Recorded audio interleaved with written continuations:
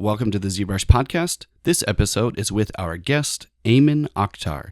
Aiman is a 3D artist who specializes in stylized character development for animation as well as 3D print design. For about 6 years, he worked at various commercial studios in Chicago for top brand clients including Harley-Davidson, Hotels.com. He left to pursue a career in entertainment design in Los Angeles and has since worked for companies such as Method Studios and Nickelodeon. And also, in addition, Aiman is the resident 3D print expert at 3D World magazine, and he writes tons of editorials and tutorials on his projects and the 3D printing industry in general. So he has a very wide array of skills and tons of different applications and ways that he uses ZBrush in his artwork and his professional career. And we spent a lot of time talking about his latest project that he started along with his wife called Fungisaurs. And you can check this out for yourself by heading to fungisaurs.com. We'll post a link in the description of this podcast, which is essentially a series of collectible toys that him and his wife concepted the idea of combining dinosaurs and mushrooms and creating this amazing backstory for the characters and creatures. And they've done such a fantastic job of developing their own IP and using ZBrush to design the assets, as well as going through his process and talking about what he does for prototyping, 3D printing. They spend a lot of time talking about what it's like to self-start, going through getting your first 3D printer, what it's like to go through that process, and using these tools, using ZBrush and printing to develop your own IP and break out into a whole new market for creative people out there that are using ZBrush. This is a great episode for any of you that are interested in 3D printing or would like to know more about that process and learning from Aiman and how he's sort of developed his own way to find a place and start something completely new. And Fungisaurs has actually turned into not only a series of collectible toys, but they're now developing their own AR game that's connected to the toys. They used Kickstarter to fund this process and give tons of tips on how to formulate your Kickstarter and get the most success out of it. So put your nerd brain on high, get your notepad out, and here is Aiman Akhtar on the ZBrush podcast.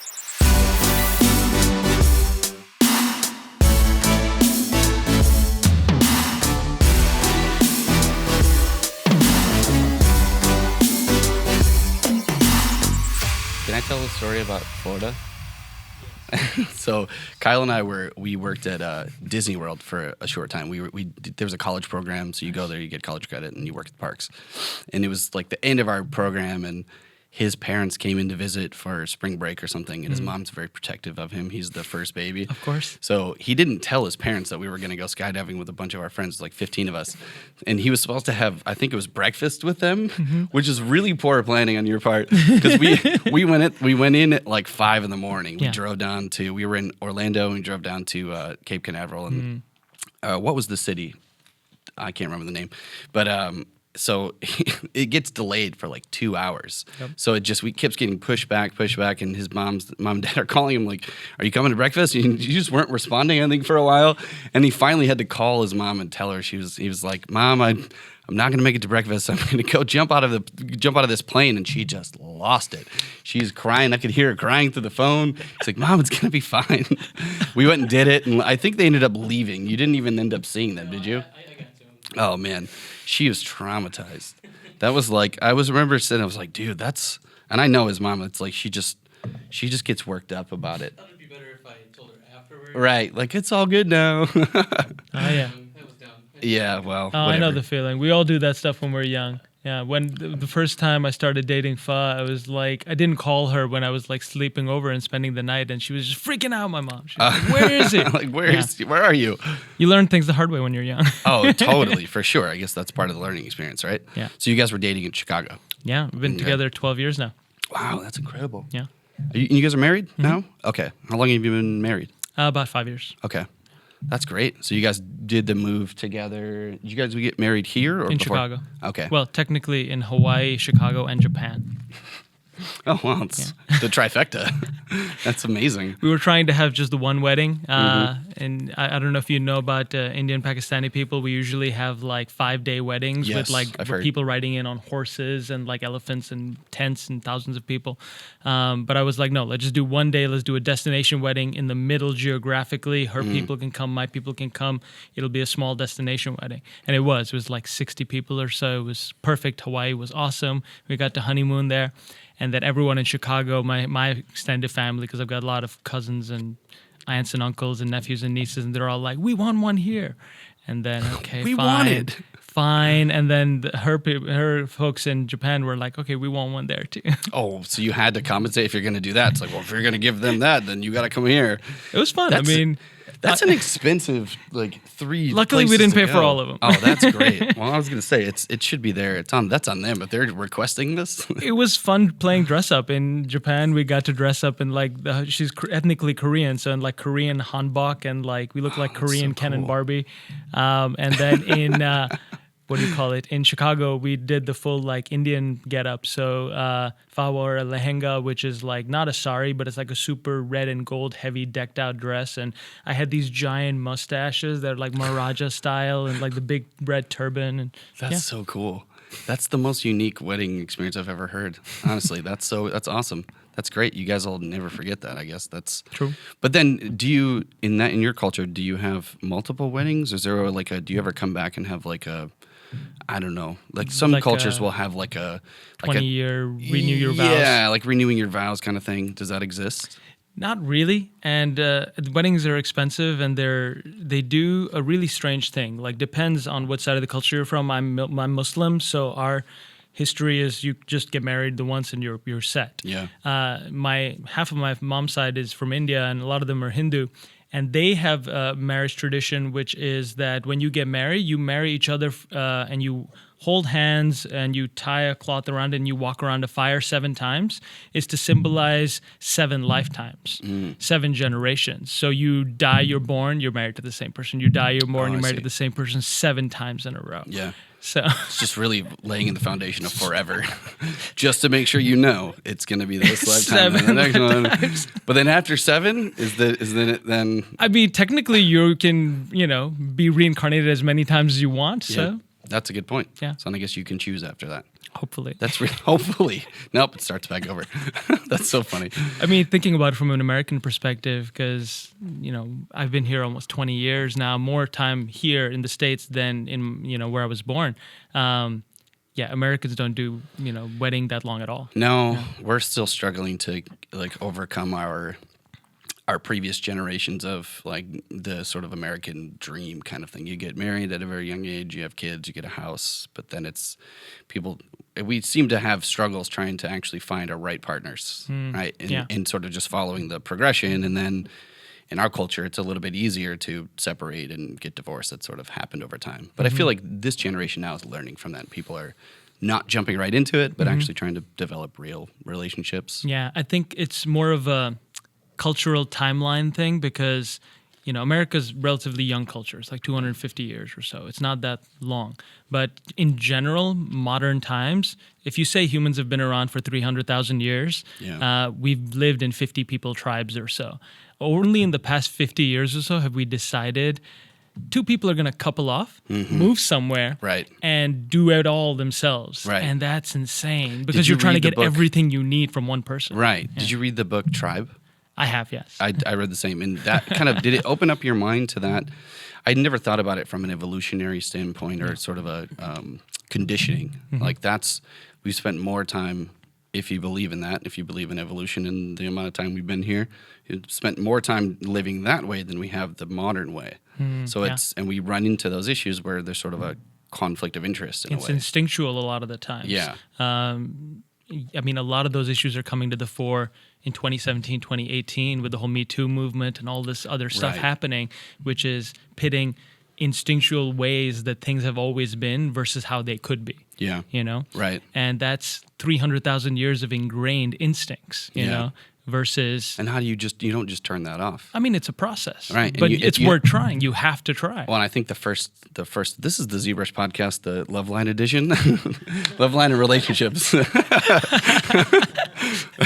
I was just going to say that I think the first thing is awareness. Yeah. Like it being aware of that, number one, that helps to open up your mind and go, because we have our sort of primal brain, and then we have our instinctual or our logical or reptilian brain that's like that uses logic and reason, and then the other one is just eat, sleep, basic instincts, and then you have to choose between those things and know the difference, right?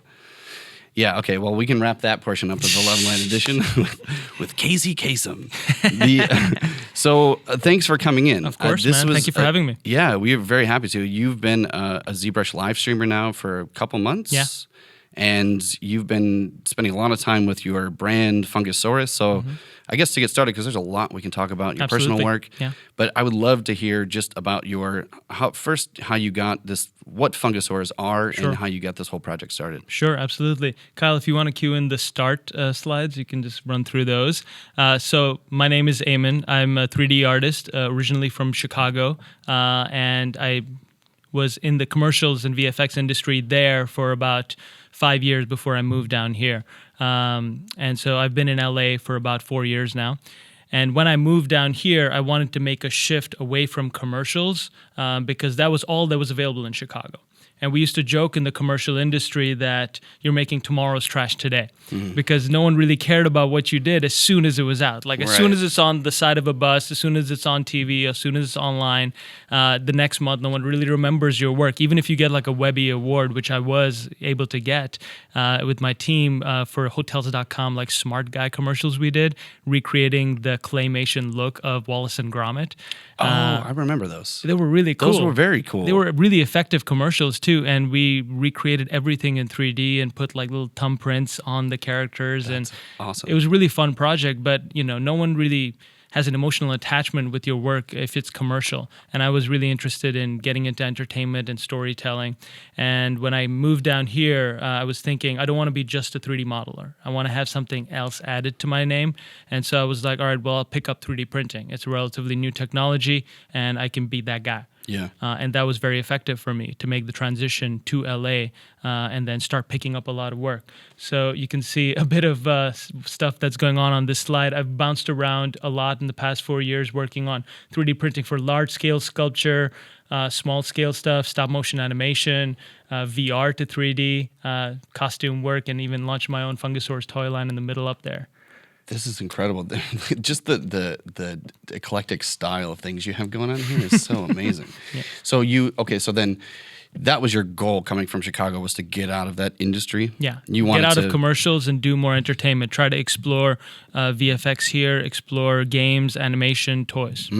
Which is basically more or less, it boils down to getting away from the sort of temporary and trying to establish something that you can, story is something that people attach to and remember. So being able to develop that use your skills and your mind to create something of your own instead of working for someone else and something that's forgettable. And that's a journey. Like it took me 10 years of just constantly feeling not worthy and constantly working on my craft, like imposter syndrome all the time. I still get it all the time. Of just being a craftsman over and over and over and thinking, well, no, I've got to get better at this texturing technique, or I've got to learn this software. And you obsess over this stuff until you realize what's really important is trying to tell your own stories. What can you bring to the table that no one else can? And that's what I started making that transition 3 years ago with my wife, Fa. We started building our own thing. We're like, we worked for other people for a long time. We've been professionals for a long time. Let's try building our own thing. There's a lot of people out there that I think struggle with that same process, and it can be 10 years, it can be 3 years. I think it always depends on the person. So for you, I'm curious, was there anything specific, like while you're going through that transition, you're spending all this time learning new software and you're sort of focusing on your utility skills. Was that sort of constantly sort of building in your mind, thinking, what else can I do? How do I break out into something else? Was there any one thing? I think humans are creatures of analysis. That's basically all humans, that's all we do is pattern analysis. And I'm particularly aware of what's going on around me all the time. Like I'm not a big talker. I'm usually like, I've made a reputation out of being a hard worker, and that's what people know me for, being professional, being the guy that puts his heads down and does stuff. But all that time I've been observing, and every industry I go to, I see people and I work with people that are 40 years my senior sometimes. And working in the VFX industry, for example, I worked at Method Studio, PSYOP, Proof, just bouncing around LA here and just seeing that these people that I'm working with that are many, many years my senior, that know a lot more than me, are pretty much in the same place I am right now, being entry level. And that's terrifying because if I stay in this, that's likely going to be me.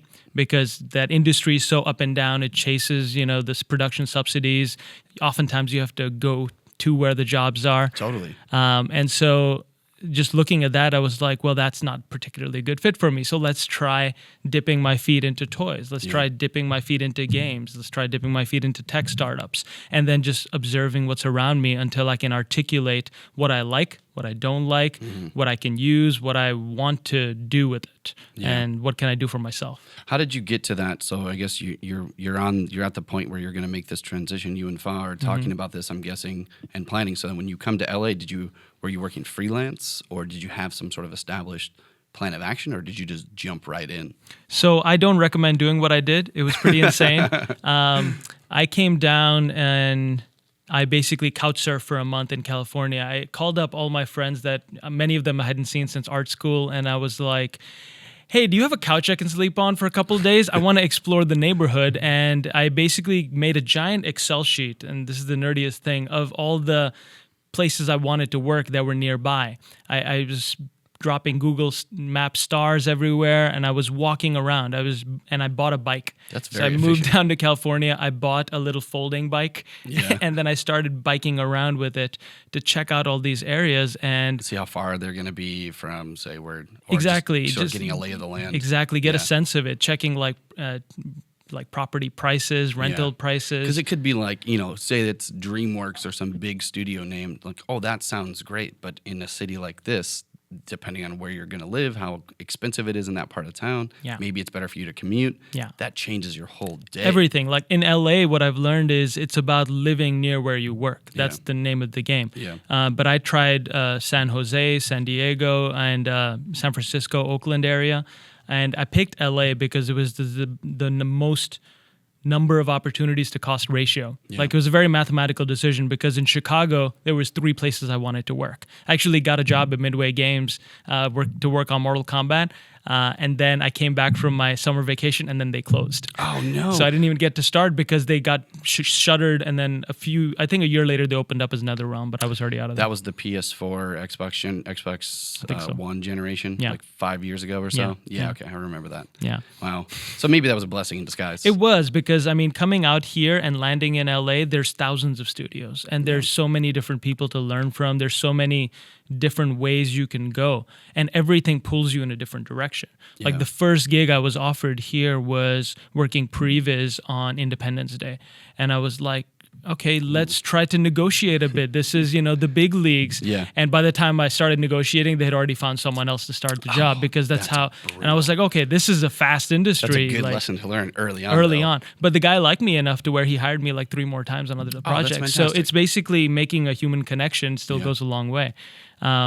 Which, coming from Chicago, the one thing I had learned was that how to hustle and how to work harder than anyone else, how to know the industry and fit yourself into it. Because I went to the School of the Art Institute of Chicago. It's a very conceptual, big museum school. And it was fun because, we did fashion illustration, scientific illustration, foundry work, fine art, clay sculpture. But it was all very much, why do you do this? Why this? Why that? And it didn't prepare you for the industry. Right, especially this industry. No, so you get out with a ton of student loans and you're not ready to work. And so the last year before I graduated, I started looking around in the industry and seeing what is available in Chicago. Yeah. And I saw commercial work. So then I started making some commercial work for my reel. I made like a Harley Davidson. I made some like McDonald's stuff. I made some random things like that.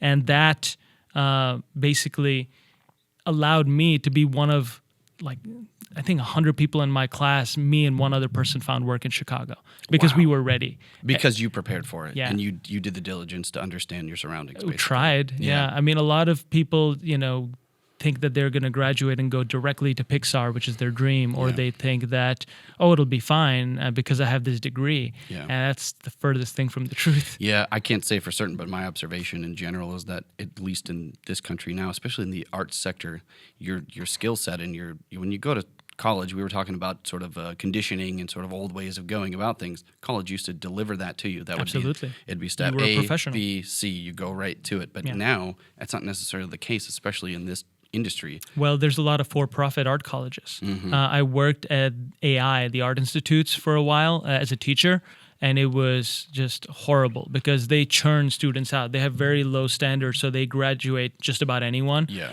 And they actually got sued because they have had these business practices, EDMC, their larger corporation, to get people from poorer families and use federal loans to get them into the program. And then they used to graduate something like 400 photographers a semester in Chicago. Mm-hmm.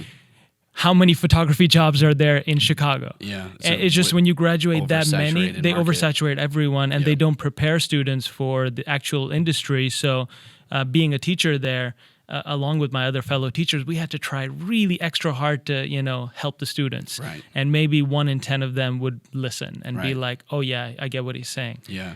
Which it does take that sort of, like, you seem to inherently have that kind of drive. It could be your family history, you coming from another country, having this additional drive may be the sort of reason that pushed you to see it from a different perspective. But that's really good advice for other people out there. And I deal with that too in education and trying to sort of it gives students the opportunity to, it's not about sort of following this progression anymore. It's about establishing your sort of identity and fitting yourself within something, right? Kind of. I mean, at first, it's just about learning. Yeah. And a lot of art schools, like the fancy higher-end private schools, push this, find your voice, find your vision, find your identity. And I was talking to some of my teachers, like my watercolor teacher was world-renowned, and she said she didn't find her style till she was 50. Yeah. And so don't push so hard to find your style. You actually learn 90% of the job on the job. Yeah. So first step is just being nice and getting your foot in the door anywhere. Yeah. Work as an intern, work however you have to. Well, and I see as sort of an extension of that, I see identity now as sort of what you've come to currently. Whereas your identity is you've asked the right questions, you've got to the place where you're looking in all the right places and not avoiding it and expecting it to fall in front of you. This has become your identity, and it's sort of like you've used your skill set, which you could be defined as, I guess, a sculptor, a 3D artist, a generalist, and I'm sure you have other skills, teacher. You could probably, I'm sure you have motion graphic skills and other things too, right? Being a generalist in Chicago, you have to model, texture, rig, light, animate, render it all, composite it, add some effects, throw it on JavaScript online and do some web HTML bull. You have to do it all. Crazy. It's nuts. And so having that training, though, I think it was really good for me in that now I'm able to do a lot more by myself and push the idea much further than a napkin sketch, which is a lot of people are like, I need investors. Here's my napkin sketch. And I'm like, here's 16,000 toys that are in my warehouse now. So it prepares us for a different level. Well, that's good advice. So then I guess coming to Fungisaurs, all of this. You want to run through some of the slides? Yeah, let's run through these. All right. So that's Fun. Basically, this is your house. This is our place. Yeah, this is if you watch my ZBrush streams every Monday from 8 a.m. to 10 a.m. Pacific Standard Time, this is the background. And we just moved into this place in Highland Park like 5-6 months ago, and we haven't unpacked anything. I've got something like 40 frames in my closet to hang up, so it'll improve over time. I just have to point out the fact that you have Thor Ragnarok posted up in there. I'm such a fan. It's such a good movie, and that poster is so fun. Oh, it's so fun. I've seen it maybe 10 times now. It's amazing. But anyways. If you go to the next slide, you'll see this is our Fungisaurs product, and this is the prototype. All of these are 3D prints done on a Form 2 SLA printer and painted by my friend Elvin Rodriguez. And these were our prototypes that we took on 2016 to DesignerCon to pitch the idea. So that was just the first time we ever introduced Fungisaurs to the world. It was like, let's just see how it does. Let's see if anyone cares, if anyone likes it. So if you go to the next one, it did well enough, but everyone kept wanting the color printed, finished things. Yeah. So I was like, all right, we got to mass produce the toys. So we did a Kickstarter campaign to try to mass produce the toys. Successfully raised $21,000. A lot of it was just friends and family and pretty standard, progression. Like it took a whole stressful month to get the funding. Right. And you guys are doing a lot of, I'm assuming, marketing and promotion. Oh yeah, I can show you more slides on that later if you want. As much as you can on Facebook and YouTube and everything else. No one tells you how hard a Kickstarter is. I can imagine. I mean, I guess this is a great opportunity to show others out there, which I think you're a great inspiration in this area because of all these things that you've explored. Yeah. And so this is where we're at now. Last weekend, luckily my brother and cousin were in town because it was a lot. It was 7 pallets worth of toys that arrived to put in our warehouse. So this was last weekend? Yeah. Yeah. Wow. So you get these delivered to, where is this, like a UPS? Or? So we rented a self-storage facility in Alhambra because it was just too many boxes to deal with any other way. That's so funny. Yeah. Wow, that's so many figurines. That's amazing. Yeah, I mean, it's a big risk, but hopefully it'll lead to a big reward if you know, if you try. If you get it out there, if you put it out and you try hard enough and make it look as professional as possible, like this packaging is awesome because Fa researched all these, we bought all these blind box toys and we were like, let's look at all of them. Let's see what they're doing. So you did your sort of like research on all the other products out there. I mean, I'm a kind of a collector too. So I collected a bunch of toys and then put the toys on a shelf and said, leave me alone, give me the packaging. And then started looking at all of that. Which is so big, especially in this market, right? Yeah. Just packaging alone, it's a part of the experience of buying it. I sort of take it back to, I was a nerd back with Pokemon cards and Yu-Gi-Oh cards and just getting this little package and just like the gloss on it. Everything plays a part into even opening it up and the sound that it makes and all of that. Yeah. So then the Fungisaurs, how did this sort of idea come to fruition? I guess you're using sort of fungus mixed with... I'd love to show you if I can like quit out of this one, Kyle, and then go to the next one, Fungisaurs, up at the top, 3D prototyping. That's one thing that also helped in my career is being very organized. Well, you're making Excel sheets when you're moving to a new city just to plot out your routes. I suck at Excel now. That was the peak of it. Yeah. All right, so this was how the idea began. Fa and I were on our way, I believe, to Yosemite National Park because as soon as we moved down from Chicago, which Chicago, for those of you that haven't been, is in the Midwest. 8 hours in every direction is the Midwest. And so it's cows and corn and cows. And so when we came here, we're like, there's so many national parks. There's our way, there's a desert, there's an ocean, there's mountains. So let's explore. So we were on our way to Yosemite. We picked up a mushroom hunting catalog because we're like, why not? Let's try something. Totally. And we stopped at In-N-Out Burger and they gave us dinosaur stickers. And I'm sitting there with my sketchbook and I'm like, that's fun. Let's just mix and match. Wow. And it was a very on-the-spot kind of fun, free-form idea, which happens when you find a bit of balance, when you've got some financial stability, when you've found your foothold in a place and you can be relaxed and out there, you come up with the best ideas. Yeah, it's mainly about being relaxed where you don't feel I got the pressure of I got to go get this job, so I got to put that time into that portfolio like you're doing for the commercial work. You're spending all that time into something where if you were comfortable and just in a sort of like Zen state, this is what happens. Yeah, I mean, when you work to build a portfolio for a specific job, you cater it very much to their needs. And that's good. Like Blizzard and Riot won't hire you unless you have their style locked down. Right. But it's also harmful for your own self-growth because, it limits you into what you can make. And so the most creative endeavors where you're like, you know what, let's just do something for fun of it. That's when you can come up with the good stuff. And so Fungisaurs was born from that idea, being obsessed with dinosaurs in Jurassic Park, of course. Of course. So these were the first sketches? These were some of the first, That's so cool. You can got see Dilopho plus pig ears. That's Dilophosaurus mixed with like a pig ears mushroom. That's a Stegosaurus and the Old Man of the Woods, a Plesiosaurus and an Earth Star mushroom. Mushrooms and fungi are fascinating on a just purely physical level. Like if you played Last of Us, you can see where they get their inspiration because like the shapes and the forms for a sculpture are just awesome. Agreed. And then you look into how many fungus there are. Like some say they make up like 5% of our topsoil on the entire planet. Yeah. Just the mycelium networks, the way they can apparently use mycelium can connect different trees to talk. I was There's just going to so much say crazy the stuff. intelligence of it as well, where they do connect with trees. And I think I've heard or read about that connection between it gives the ability for trees to communicate with each other through this sort of network of fungi. Yeah, they basically decide, hey, you're low on water, here's some of mine. And then you're low on water, here's some of mine. Yeah. And nutrients and all that they can help transfer. But beyond that, there's glow-in-the-dark ones. There's mushrooms that eat insects. It's incredible. That's what I loved about The Last of Us is I'm not a big fan of post-apocalyptic sort of scenarios, but I think that's a really interesting one because of the use of just fungus in general. It is a very unique the sort of way of catalyst handling to pushing us to transforming into something else. Yeah. It actually kind of makes more sense. It does. I mean, it's basically biological warfare, and the cordyceps mushroom in particular is one that affects ants, and it burrows into them, and it makes them go up to the highest point in the tree, and then it sprouts out from their head. Like that, I'm sure you've done a ton of photo research of just close-ups of that. Yeah, it's so incredible. They're nuts, man. I mean, like, I'm sure all of us, our Google search history is, warning. I say it all the time. We would look like terrorists. We're on.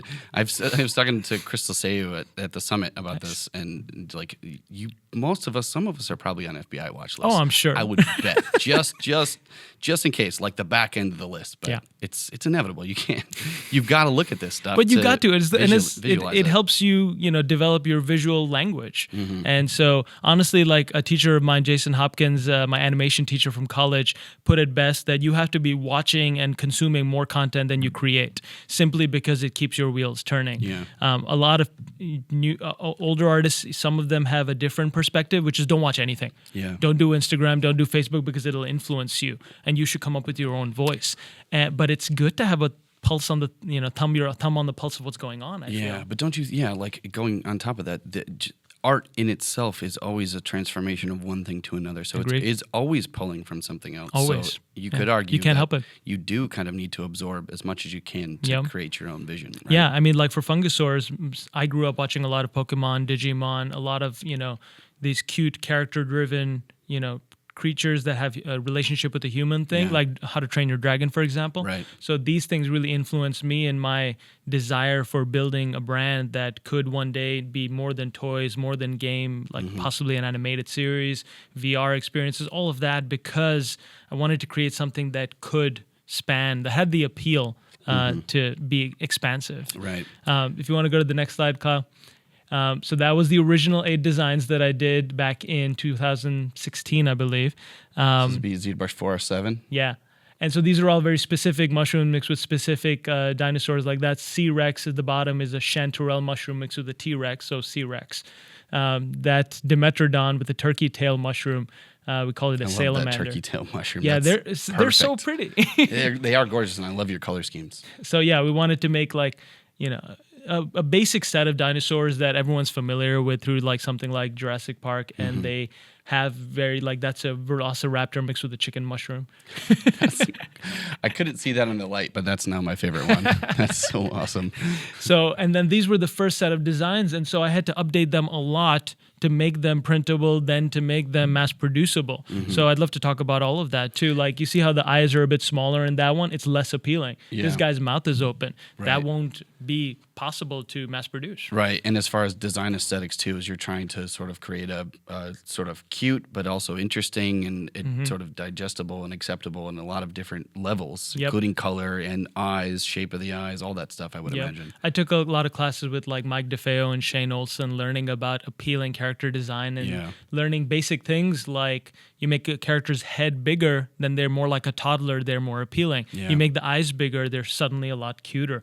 And these things are obvious, but you have to do them in order to get it ingrained. And Mike DeFeo is a great he's the best. Educator. He's the best 3D sculpting teacher for beginners. I can imagine. I've been fortunate to meet him a few years at CTN, and we've worked with him in previous ZBrush betas, and he does a lot of ZBrush. But his vision for character design in general is very unique, and I think it's sort of set a precedent for others to come that follow. People who have adopted that, like Shane Olson, who is incredible in his own ways, and Mike DeFeo was just in the early stages. Him and Danny. Oh, geez, I'm forgetting his name. Point Pusher. Yeah, Point Pusher, exactly. All those guys, like they were all Blue Sky Studios. A lot of Blue Sky guys, Yeah. So then for you, I guess from just briefly while we've got your ZBrush up here, what's your just general workflow? You do a lot of Dynamesh, Z-spheres? So I've been sculpting in ZBrush since like 1.5, since college. So you're old school. Old school, yeah. And as soon as it came out while I was at SAIC in college, I was just like, wait, so I don't need to poly model? I can just sculpt with millions of polys? What? And weren't those days just the worst? Man, like you should see some of my earliest models. They look horrible because I had to learn how to extrude and push and pull vertices so much. And back then, it was all about NURBS and surfacing. Right. So if you wanted to make a car, you need hundreds of surfaces, and it was just stitch them all together, and you couldn't. It wasn't artistic. Right. It was pulling teeth. It was very much. That's what ZBrush liberated artists in a sense as soon as it came out, because it came out as a 2.5D application. Yeah. And I used it a little bit like that, but then everyone is like, look at the 3D you can do. Right. And it just immediately flipped a switch in everyone that, you could be artistic right off the bat. It's a tool that you can jump into, and it's like an extra hand, and you can just go. Right. Yeah. And those days, right when that transition was happening, that was Weta Workshops is sort of credited as the first to adopt that in Lord of the Rings, and would sort of put ZBrush into the space where then everyone was exposed to the 3D portion. And the 2.5D is still amazing. It is. But it's the 3D stuff. I to your point, the NURBS and the old poly modeling stuff, you can't get as much creative freedom outside of this. Kind of. I mean, because, for example, Maya, it took me almost 8 years to get a grasp of Maya. It took me a year to get a grasp of ZBrush, like intensely. And this was before Dynamesh. This was before a lot of the new features. Right. So now my workflow is completely different to when I started. Right. I adopted a lot of Michael DeFeo's workflow, which is you start with basic primitive shapes. You start moving them together. You don't Dynamesh. You keep them separate as much as possible until you get the forms and shape and anatomy and pose worked out, and then you start merging and start working with the proportions. Right, which is a method to kind of circumvent. You could do that with Z-spheres, for example, with an armature, but doing the primitives route where you've got multiple objects, you're sort of visualizing those. You just want to bulk out maybe the shoulders or a certain portion. You can isolate that a lot easier in that way. And I started thinking more about how to design appealing characters, like more Disney DreamWorks style, because they're just more what I'm naturally drawn to. I want to make content for kids. It's just more entertaining to me, and you can have a emotional connection with people in the content you make. But also I felt like I was doing a lot of high-res stuff, like a lot of super sculpted detail stuff, and it was just taking forever. Like it takes a month to do something super high-res, and I was really worried with the advent of 3D scanning how much of that high-res facial work would still be around. Like I grew my colleagues, so to speak, right now, Muhammad Modaras, who works at ILM, Vimal Karketa now, these guys specialize in super realistic faces. And it's so cool to see, like if I had gone in that direction, I could have done that. But I'm glad I didn't.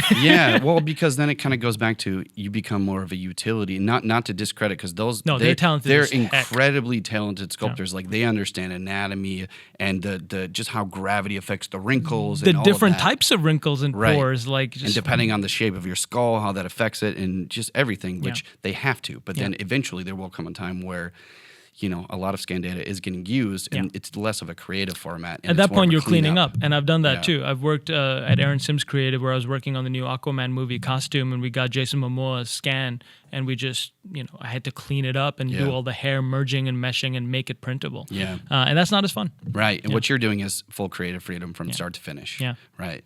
That's incredible. That's so great. So tell me about your printing process here. So it basically starts with just the ideation, the character creation, and then you try to print it. If it works, you have a starting point. Oftentimes it takes a couple of prototypes before you get it right. And that's just across the board true for 3D printing. Like now, after I've been doing it for 4 years, I kind of have a sixth sense of what will print, and I just know. But it was a struggle learning process. And that's sort of the definition of rapid prototyping. It's like you're sort of going through rapid iterations and changing and getting it to work until you get that final sort of recipe, I guess, in that way, which for you has been trial and error. It had to be. With the printer, you have to get familiar with the printer that you're working with as well. Okay. You want to go to the next slide, Scott? So this is a Form 2 3D printer that I use for my prototyping now, and since 2017, maybe early 16. But I had a Form 1 before that, and I really recommend this printer just because it's really the best detail for the consumer price, and you get really good surface finish after you remove the supports and do a little bit of sanding and dremeling. These look incredible, and these are what we have here. These are what you have here. These are all the final outputs from that. So these are Form 2 prints that my friend Elvin painted. So you can pick them up. Elvin, mad props to Elvin on the paint job. Oh yeah, he's excellent. Are so great. I love these, and just the texture and the surface quality is so nice. I agree. I've experimented with that printer myself, and I love it. Yeah. And SLA printers, I'm hoping they get cheaper and cheaper, and the quality keeps getting better. And the more competition there is, it'll lead to the same thing that happened with FDM printers in 2010 or something. There'll just be a surgence of them. That's good for the consumer. Absolutely. Yeah. Well, and you can sort of pick and choose. SLA, you might be able to just do rough sort of concepts in a way, and then maybe use the form for the very cleaner surfaces, or do you just use straight form now? So I use the form for highly detailed and clean stuff, and I use the Raise 3D N2 Plus for FDM printing because it's got a big print volume. Yeah. 12 inch by 12 inch by 24 inches. So you're saying you just printed this last weekend? So I printed this recently, and you can pick it up. It's just a bit sticky because I just covered it in XTC resin. It's a coating that you can get from Smooth On, I believe is the company, in order to help smooth out FDM prints. And once I prime this and start working it, there'll be no more build lines because XTC is like a resin coating that covers and coats it all. Right, so it's going to come out more like this. Exactly, once they're sprayed and done. Right. So I had the Form 1 before the Form 2, and that was a much harder printer to work with. It had a much higher failure rate. It was just, a lot more trial and error. Yeah. But that seasoned me. Yeah. Right. So I knew what to do when the Form 2 came around, and it's just a workhorse. Like I can print 30 things on this thing 30 days and they're fine. And you do use Form's support system? Often, yeah. A preform is the support system for them, and you take your model from ZBrush. You can actually export it directly from the plugin master into preform, and then you set the scale, and that's it. You just there's a button that you can press which will auto orient, auto support, and auto print it. Yeah. I don't do that. I go in. I know what I'm doing. So you do some customization as far as where you're setting up these. Yeah, take a look. Like these guys have supports all along the bottom. I don't want their supports to be like on the face, for example, because then that's more to clean up, and then it doesn't look as good. All the focal points you want to leave clean, and everything else you can tidy up and fix, but then it's just less option of destroying those parts. And you learn things in 3D printing that I teach all the time now, which is you want to add some extra thick supports, like some big level 1 supports all the way to the bottom of your print as anchors, because the Form 2, the tray goes up and down as the wiper cleans it. And so that up and down motion, sometimes prints will fall off. I see. And so you want to add some anchors. I see. That's a good tip. Yeah.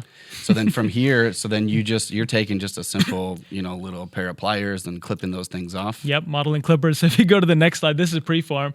That's how many I printed for the 2016 Designer Con because I'm insane. And if you go to the next one, so cool. I had to spend 2 days doing that in my porch at the time. Throw a podcast on and get some music going. And absolutely. I think I was the Lay's chips out.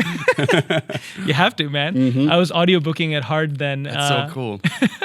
Just listening to some music. I mean, Faz, the musician in the family, she's into so much music, and I just still listen to Nickelback and YouTube sometimes. Well, you really needed her then. I did. It's really fun to put on Nickelback for her sometimes now because she'll freak out.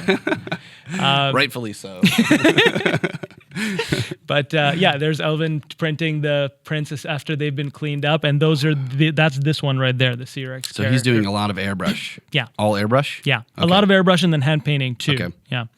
And then he goes over the eyes with like a gloss paint and extra just detail to give it that shine, yeah. So that was 2016 Designer Con where Fa took this picture. One side we had the 3D Smiths business, which I can talk about. I made my own company to help translate 2D into 3D and used the Form 1 3D printer as my tool to kind of get myself out there. And then this was our first IP pitch. And we sold the unpainted resin kit, so to speak. It was 3D prints directly. It wasn't even mold or cast. I'm selling the 3D prints just straight unpainted. Off the printer, cleaned up, primed, and here. That's very cool. And you've had great success at Designer Con. So we were selling them relatively high price at $30 each with like a trading card, and people were buying them. That's very cool. We sold enough of them to where it paid for the table. Yeah. And that's the sign you're looking for. Yeah. If you put an IP out there and it doesn't pay for the table, don't do it. Yeah. Stop. Reorganize it. But it did to the point where so many people were coming, kids especially, automatically drawn to them and said they want the color ones. They wanted the painted ones that Elvin did. Right. And I was like, I can't sell those. Those are my prototypes. So at this point, you weren't quite sure. You were kind of trying to figure out what the audience was going to do. This was just an investment to see, hey, if this works, cool. Yeah. If not, I've only done 8 renders. and prints. Just a lot of them are cleaned up. So you're it giving would backstory to the characters. Looks like they have sort of. Like, I made a trading card. So if you go to the next slide, they have stories. I'm trying to be a little bit educational. So do the scientific name. Yeah. He looks clueless. I mean, those big derpy eyes. I know, that's great. So things like that, your preferred habitat, what the spore print is, trying to talk about the witch's hat mushroom mixed with the Brachiosaurus. So yeah, just trying to build some backstory into it, and people really ate it up, Yeah. But everyone, go to the next slide. They wanted these characters painted and colored, so that made us decide, let's give it a shot. Next year, DesignerCon 2017, we'll put together a Kickstarter campaign. We'll try to make mass production. Yeah. And as an artist, that's terrifying. Yeah. A lot of 3D artists will not go there. It's expensive. It's very hard to figure out tooling and all that. So I can show some stuff and talk about that if you're interested. Yes, please. That would be amazing. I think that's the end of this, Scally right? Yankee. That's my ZBrush handles, Sir Scallywags. That's now my new favorite. Nice.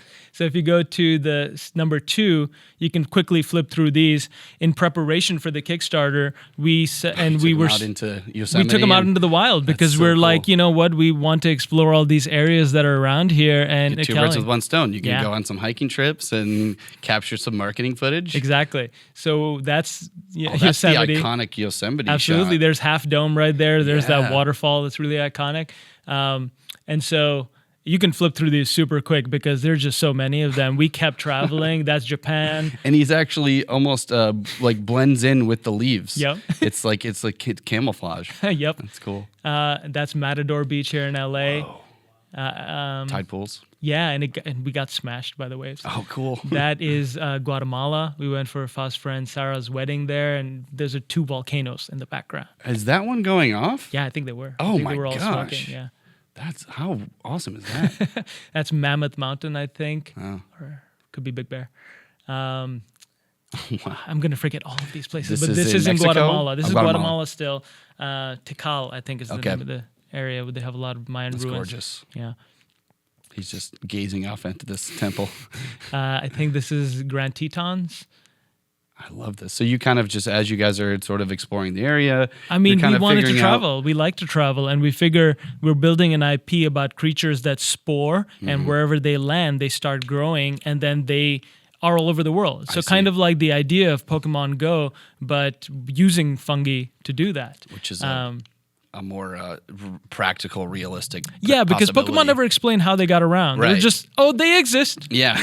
Cool. Right. And 10-year-olds go out and get them and battle. What cool. world is this exactly? Yeah. It's an alternate universe, really. That's Portugal when I went to Troia for the THU festival. Oh, you went to THU, huh? Yeah, because I wanted to get feedback on Fungisaurs. I was just showing them to everyone. That's being so like, what cool. do you think? Yeah. That's Seattle and Seattle, Tokyo. I've been there. That's a great museum. Mm-hmm. The Chihuly Gardens, they're amazing beautiful. glass over there. Yeah. Colorado somewhere. I feel like I can't even Venice keep up Beach. anymore. I like that you guys did Venice Beach. He blends in with the graffiti. And that's kind of the goal, is to kind of what are these creatures doing once they start popping up and walking around, and how are they trying to survive? Joshua Tree, the iconic Chicago Theater over there. Wow.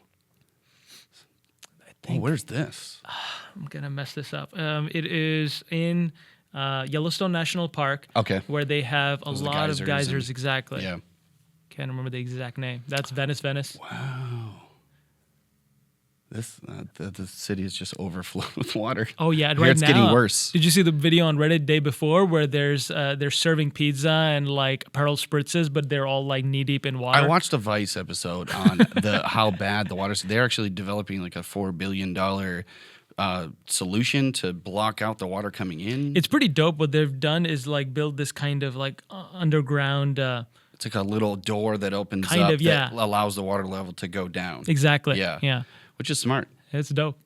I'm not going to name every location. Just run through them so you can get an idea. Paris, Vegas, Paris. Putting you on the spot. I don't remember. Paris and Vegas and the real Paris. That's great. That's Rome, around the Colosseum area. Oh, wow. Japan, Tokyo again. If I was from Japan, and so I have an in to the country and I can explore, because I geek out in Japan, man. There's so much I can cool only stuff. imagine. I mean, this is kind of right up Japan's alley. Mm-hmm. Mm-hmm. A lot of this is West Coast California because there's just so much gorgeous nature here. Isn't it incredible? I don't think you could spend a lifetime here and not see all of it. No. And there's somebody, you go 2 hours any direction, you're getting something different. Absolutely. Yeah. Yeah. I love that shot. Yeah. I think that's Versailles. Okay. Yeah. So, I mean, I tried to do a mix of shots indoors and outdoors. Yeah.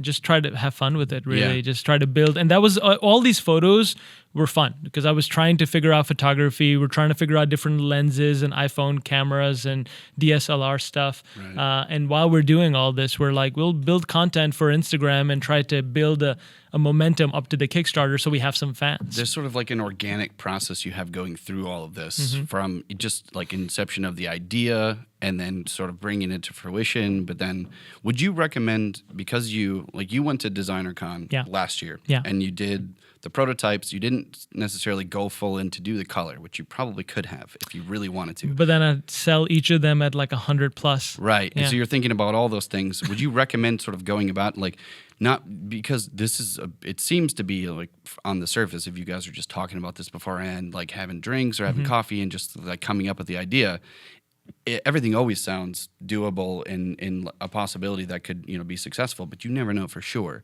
So sort of going about it where you're not fully married and committed to it, where you sort of take it step by step and you're just enjoying that. Would you recommend, or would you do that again the same way? Kind of. I recommend everyone try to get their ideas out there. Try to build something. Try to get it out there. Even if it fails, you fail better and better and better until you get it to work. Yeah. Yeah. Yeah, because a lot of people will, you come up with an idea and you just go all in. And then there's a chance for that to fail. Absolutely. And I guess you have to sort of be okay with that beforehand. Yeah. Right? But in your case, you're sort of enjoying the whole thing. And we're learning so much. And, each step we take, we go different places. We try different things. For example, today we're at the YouTube space here in Santa Monica. This wasn't expected. Right. I'm so happy to be here and try to, do something different. Yeah.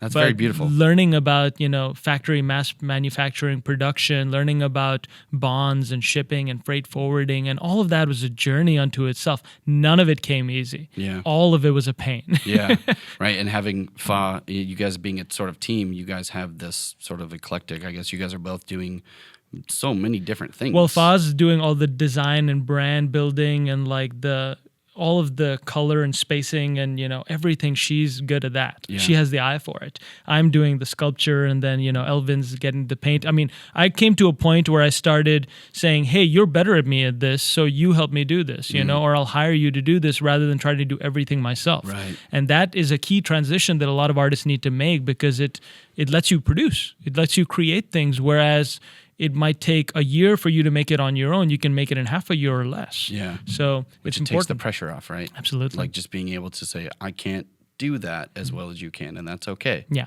Yeah, that's great.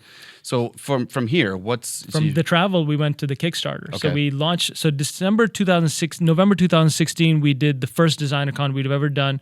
Showed Fungisaurs and 3D Smiths, trying to get it out there. Next year, 2017, we only did Fungisaurs, and we said, doing a Kickstarter. This is our launch. So if you go to the top one,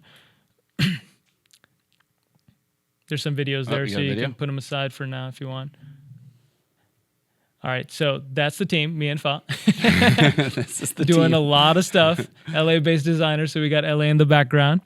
And then that's the rest of our team. So we needed to bring on a lot of friends to help us make this thing. The corgi is yours? Oh, yeah. Kuma's our corgi, and he's our cheerleader. He's so important.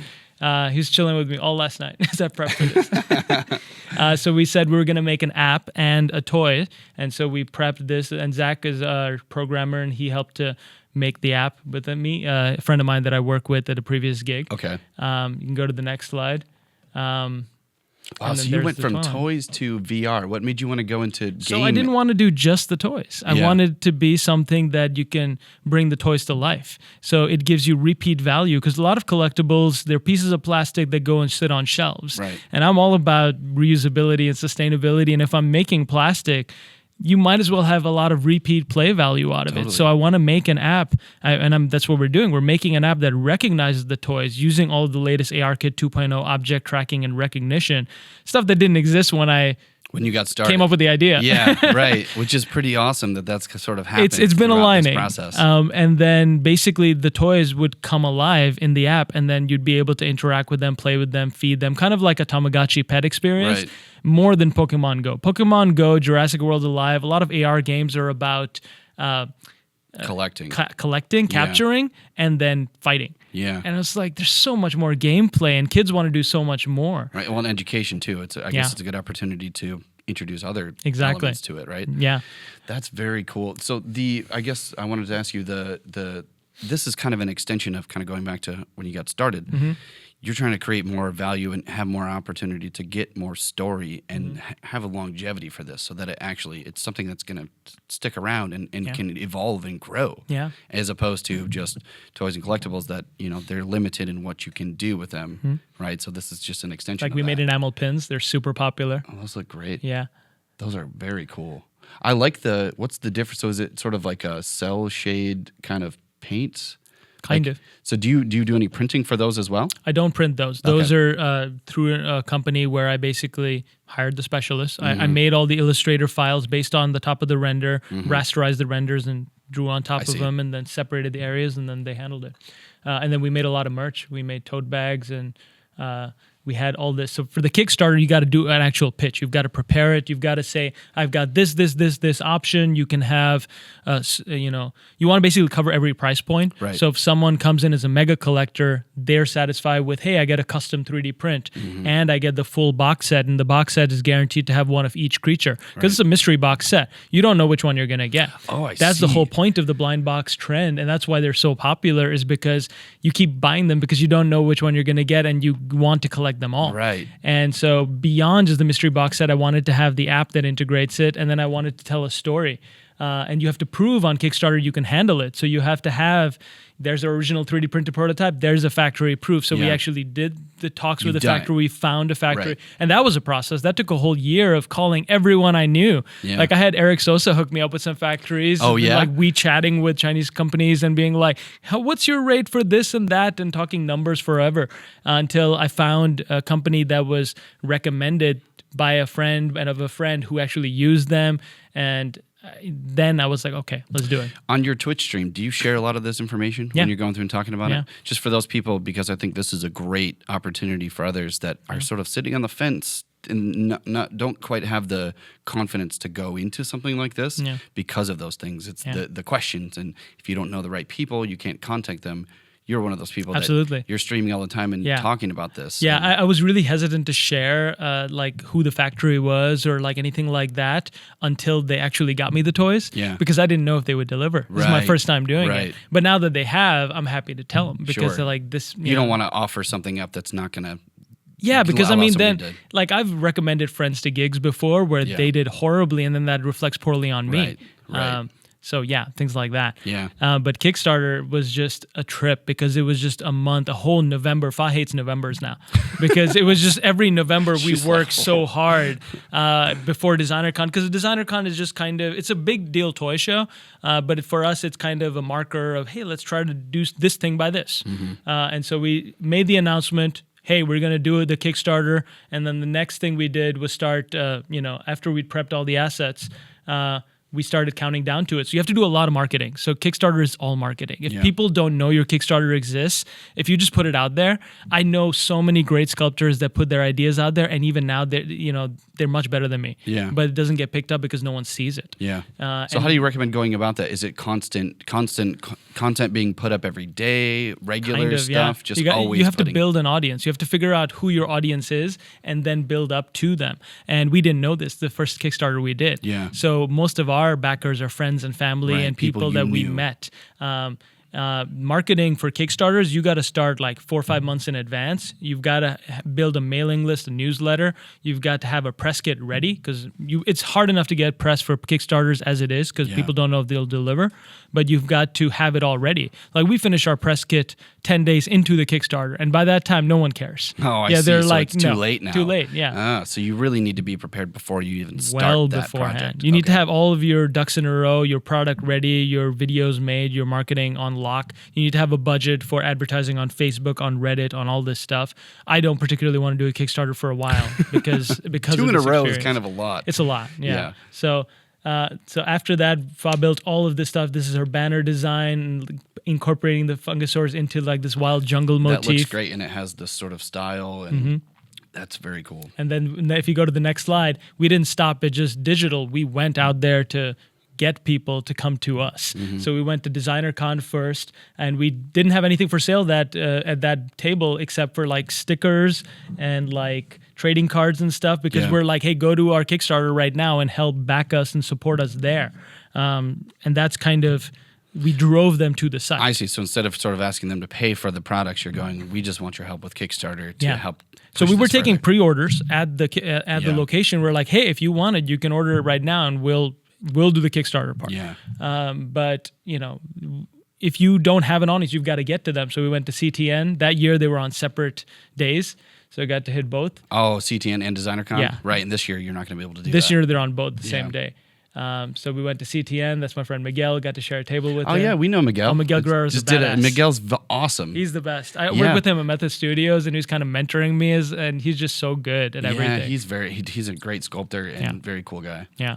That's great. So you guys are set up right next to each other. And then we went to a fungus fair. That exists. What? That's a real thing. I was just going to ask you, what convention is that? So this is Mycological Society of San Francisco. It's a legit fungus fair, and it's huge. Like, they have a lot of people come. They have everything ranging from psychedelic mushrooms to dyeing clothes with mushrooms to soups to like foraging classes. There's so much fascinating stuff in that world. And of course, the mushroom growing kits where you can have, like, I don't know, like button mushrooms or like, How did you find out about the fungus fair? Did you just We're just Googling. We're just like, where can we go in the next few months to promote our Kickstarter? Perfect. And it says fungus fair. Yeah, exactly. And we were hit there. We got so many people, and it's in San Francisco, so we're like hoping to get some tech people to happen to come by that are interested in mushroom. Have you been working on the app at this point? No, we had basically we had, and I can show you a video of what we had developed at to that point. I think it might already be open, Kyle, the video of the app. And I can come back to marketing and talk more about all the places we were posting and stuff. That one. I think that's it. May not be that. But it's kind of, this is our, you can forward through it a bit too, but this is basically our Kickstarter video. You have to make a really good video if you can. And I knew After Effects. Huh? Yeah, I did a little stop motion. I love that. I knew a bit of After Effects. I knew how to model texture, rig light. And so I could do a lot of different stuff. We used a lot of the photos we took during our travels to kind of, get the idea that, they're all over the place. Do you find the Kickstarter being more successful when you sort of personalize this? Like, you guys are very much involved in this process, and you're doing these trips. Yeah. Do people respond more to that? If people know you, it's better. Yeah. Right. They feel more comfortable with you, and not only do they love the brand, but they love you guys as the creators. You got to capture them like really early in the video too, because most people only watch like the first 15, 20 seconds of the video, and we didn't know that. And so our personal part, where me and Farah in the video, is all the way at the end. Oh. So who knows how many people watched it? I see. But we talked about the process of prototyping and making them and what we have in mind. So you have to have a clear objective. You got to say, I want to make mystery box collectible toys. Yeah. And then, you show them that, hey, they'll be fun for like a scavenger hunt in your backyard. Somehow differentiate them from other collectibles that sit on shelves. Right. And then we talk a little bit about the app and demo that. So we built this demo for the Kickstarter where you can kind of bring it to life, and then you can interact with it, and, That's so cool. And then I'm insane, so I also decided to animate a whole animated story at the same time. So that entire month I was printing, animating, working on Kickstarter content, marketing content. It was mad.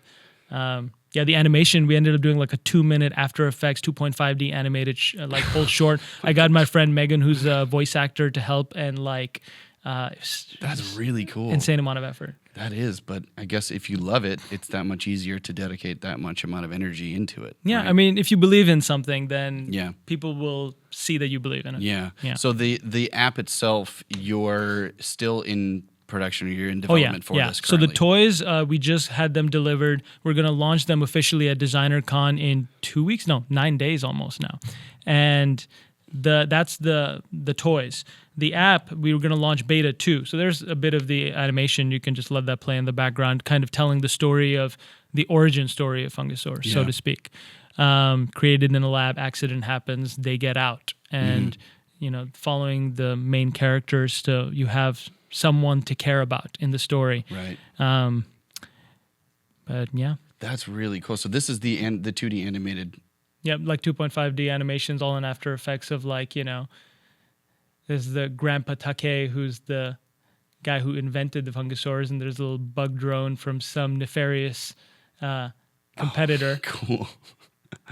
I love the backstory. It's very cool. It's nice to have all of that, just to kind of give people another level of emotional connection to Totally. it. Well, it's like you said earlier about Pokemon. It's like you don't know where they came from. There's really no backstory to that. That's kind of the modern age of storytelling. So we all need to know where it came from. Yeah. We want to know where it came from. And I've got something like, 11 to 12 nephews and nieces. So it was just, giving them a little cartoon. That's great. Yeah. So then I guess moving forward with Fungisaurs, you guys have DesignerCon's coming up in 2 weeks? In 9 days or 10 days. 9 days. Yeah. So you're going to be putting all this stuff up again. Your Kickstarter's done. Kickstarter's done. Everything's completed. Toys are out, so now we're launching the toys for sale, and then we'll launch them online on our site. Over the next year, we'll start trying to find distribution, trying to get them out into stores like Hot Topic or Target or wherever else we can. And then just keep building on it. Where can people buy? Where can they follow you guys? Or what's your site? So right now on Fungisaurs.com or at Fungisaurs on YouTube, it's not Instagram, hard to get Twitter. that domain, huh? There's no one else thinking conflict about of interest with that one. Exactly. If somebody owned that, I would flip a table. Honestly, that would be so frustrating. Yeah. Oh, that's great. So Fungisaurs.com would be a good place to go. Absolutely. And when do you have any expected completion for this game or this app? Some point during 2019. I was hoping to have the first launch of it by DesignerCon, but right now we've only got 2 characters built, a couple of mini games, and I want to make it just a better launch. I want to make it a stronger app. Absolutely, I can imagine. So then, for the ZBrush portion of this, I'm just curious, the characters themselves, when you're building the game assets.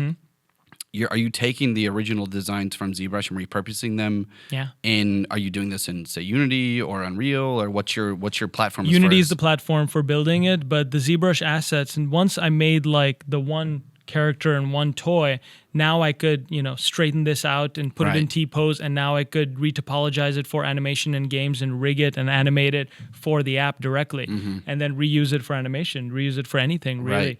Let's see. Eventually, you could maybe do a sort of animated story with all the characters themselves in 3D. That's the goal. I'd love to actually be able to produce a animated short film and leading into an animated TV series that we could pitch around. Oh, that would be very cool. It would be awesome. And now I'd want to do real-time animation because Unreal and like the Fortnite trailers they're so good. I was blown away by that. I was in total denial. I was like, that's not real time. It can't be. That's got to be some cinematic kind of. But it looks really good. And that's where I'm headed. That's what I want to learn next. Well, cool. So marketing on the Kickstarter, trying to get it on Reddit, trying to get it on Facebook.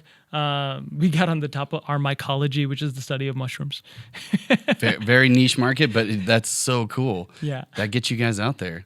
Mold 3D, I teach for them. ZBrush for 3D printing artists. They did a write-up on us. Steven Silver, who's a really famous 2D artist, and I've collaborated with him before on this boxer sculpt we did with my 3D Smiths company. That's really cool. He offered to help us promote it in a podcast.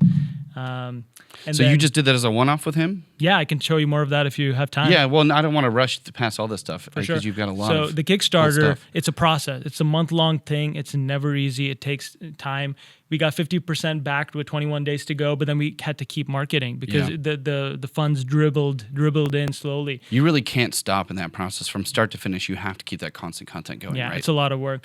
Fob made this awesome T-shirt, the fun guy that I'm wearing right now, because it's product promotion, and it's we released this in the middle of the Kickstarter because it's like, hey, surprise, new thing, to keep people's attention. And then we got to 90%, almost there, but had to keep going. And then so we did a final week giveaway of different 3D prints, and so that helped. And little promotions like that, marketing we're figuring this out as we go. Sure. So you kind of experiment, like getting a free pin is sort of probably something you didn't do before. But people love enamel pins. Yeah. I'm sure enamel pins will sell more than the toys. Interesting. I have a feeling because people love them right now. That's cool. And then we got funded, and it was a big moment if you go to the next slide to get that, like the whole month-long journey to end. And if you go to the next one, that little green button, man, that's like a relief. Did you guys just throw a major party? We did. We were just, we couldn't. We were too tired to throw a party. Yeah, I bet. And like our team was all over the place, spread out. So we're just like, no, sleep. We're like, yeah, we'll celebrate later. Yeah, it was mad, but it was such a proud, happy moment when we got that. And then the actual hard work began because we had to start shipping, fulfilling. And everything that we had, the postcards, the stickers, that we could start shipping right away because you have to. Like people that are early backers, you want to fulfill their stuff as soon as you can. And so we sent all of the stuff that we could send out immediately. But then we had to go into mass production of the toys. One cool thing that happened is because we got the successful Kickstarter, we got invited to Toy Fair in New York, which is kind of a big deal thing. And then we got to speak on a panel about being a successful Kickstarter. How come you didn't do Toy Fair before? Does that require an invitation? So Toy Fair is not open to the public. It's invitation only and it's industry only. Okay. And I've worked with toys. Like I've got training with Hasbro. I've signed up with DC now. I'm signed up with like Sideshow to be a sculptor for them. Yeah. But it's basically you need an invitation to get in because if you get a booth or a table, I think it's like $10,000 or something. Oh, that's to put really your product expensive. out there. It's a lot. And the CTN designer cons are only like $500. $500. Yeah, right. And there's a huge, because it's LA, you have a huge pool of people that you get a lot more out of that, right? Yeah, and this year designer cons at Anaheim Convention Center, so it's the biggest one ever. That's very cool. Yeah, I haven't been in a couple years. I was when it was in Pasadena, and it was small 3 years ago maybe. It's getting bigger every year. It's huge right now. So once the Kickstarter wrapped, we started doing factory mass production, and this was Fa and I's first time doing all of this. I did most of the interfacing with the company. They're called PlayMind. It's a sourcing company because I don't speak Chinese. And so I did not want to try. Right. Not going to learn Chinese for this. No, but like you have to do basics first. So in ZBrush, first thing I had to do was make sure these models that I had printed. So this is like the first prototype print, and you can see how it's got open mouth. And that wouldn't ever be possible for injection molding because any kind of rubber or anything would get stuck in there. Yeah. You wouldn't be able to pull it out of the mold. Yeah. So first thing I had to do was make that, mouth closed, eyes bigger, and made it more appealing. Just much more appealing as a design there now. Yeah, so it's reworking the design to fit the sort of prototyping process. Exactly. Right. If you go to the next one, I did that with all of these characters. So add more balance, more stability, like that tail on the ground rather than up in the air. So you've got to think like an engineer. When you're 3D printing, like a lot of, like Noman, for example, they teach 3D for games or animation or VFX, but they don't teach 3D printing for toys or real life. And you got to think like an engineer when you do that. It's a very different skill set. Right. Yeah. And for you, this is, again, through the trial and error process, you maybe have probably figured this out while you're just printing at home. For you to get this Form 2 was probably a big deal. It was huge because before I got the Form 2, I didn't have any way of prototyping. Yeah. Without 3D printing, I wouldn't have been able to launch this line. Without Formlabs and Form 2 and being able to prototype on my own, without having access to these tools. And that's honestly one thing that I've got to say, that I'm not special in this regard. If you have access to the tools, you can do things. Yeah. So a lot of people don't have access. Right. And you got to make it a priority. Like when I got my first Form 1, I didn't crowdfund it, so to speak. I did a GoFundMe with all my friends and family, and I was like, I want to do this as a career. It's $3,000, it's not much, but can you guys help? And everyone was so generous to help. That's such a great idea because there's so many people. We talk to a lot of people that almost every ZBrusher out there is interested in 3D printing, but they don't necessarily have the the deep pockets to pay for the printer. But there's ways to go about doing this. So crowdfunding with your friends and family is $5, $10, $15 for a good cause. It's not a selfish thing. No, right? because the GoFundMe was very specialized. It wasn't like a crowdfunding campaign where I'm just like, hey, buy me things. It was like, get me this now, I'll pay you back. And I did. I paid everyone back because that printer, having that, not only enabled me to prototype my thing, it helped me build a business that made money. Yeah. And it basically paid for itself over the year, no problem. Were you planning on doing this before you got the printer? Or did you have the printer first? So I can show you a bit of my 3D printing journey if you guys are interested. Yes, please. That would be great. So that was the process for Fungisaurs, getting the toys, ready. Do you want to learn a bit more about my 3D printing journey and then come back to Fungisaurs? Sure. Yeah, that'd be great. And also, just to preface too, a lot of the Fungisaurs process you're doing in your ZBrushLIVE Twitch streams, correct? I do. So I talk about that all the time. So if you guys are interested in learning, and you can ask me questions in the Twitch streams. Right, it's a great way to talk to you. And while you're working on it, like going through and doing some of these things you're talking about, I think is one of the best resources out there. Really is. Yeah, let's take a look and we'll come back. So we stopped at 4. We'll come back to the Fungisaurs. Go to the professional history number 3 and go to Chicago. And we'll just run through this really quickly because this is how I came up. This is the 3D that I was doing when I graduated from college and then started. And it was a lot of McDonald's packaging kind of things. And you can run through these because I don't want to think about that much. I was just thinking that. Secret deodorant. We're just mowing like faucets and like, learning how to make things look pretty is important. Spending a lot of time working on shaders, right? Oh, yeah. Integrating stuff. Gum with bikini. Why not? Just because, that's normal. Yeah. And a lot of these are collaborations. The previous one with an artist, Tim. This guy is with my friend Jason, Chris, Tim, Sebastian. And so stuff like this was the fun stuff you got to do. Mylar balloons with different kinds of like go through the next ones. You'll see like that one's eat well, exercise right. That'll help you, but our pharmaceutical pill will really help you lose that weight. And that's the kind of fun agency stuff you get to do in Chicago. Oh, boy. I got to work on Harley Davidsons for 2 years. Me and a really team cool. of like 3 people, we built 56 Harleys. Wow. I must have built like hundreds of seats, saddlebags, tires.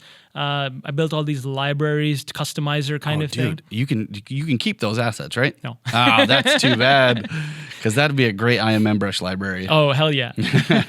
But I got to work on so many cool bikes and definitely someone's dream job. But after Fa and I got married, I had to bounce because this is what I wanted to do. Yeah. I wanted to tell stories, something that had an emotional connection with people. And I wouldn't get that chance in Chicago. Right. So something like this, I made this and so many people, were immediately in love with it. Yeah. I got like a 3D Total Excellence Award for That's that. awesome. Like if you go to the next one, same kind of thing. This is based on a concept by Pascal Campion. Awesome visual development artist, works here. And I've seen this commercial. Company. And this is your. That's me. That's you guys. That's me and There's Fa. a commercial I think that has the same setup. So they might have ripped off our idea because this is Hawaii, and this blew up on Reddit because when we got married in Hawaii, like I was telling you at the beginning of this podcast, we got married where Jurassic Park was shot in the North Shore in Turtle Bay of Oahu, and so we're like. Why not? Can you please have a scene where dinosaurs chasing us? And I spent like 2 months making these super realistic dinosaurs and integrating and compositing, using all the same techniques I learned from Harley Davidson to integrate them into the scene. Very cool. And Fa's friends really made the scene, Penny, Totally. Eva, Suna, my friend Suk, Hassan, and my brother Ahmed, he got turned into a meme because he was like, oh, I'm too old for this.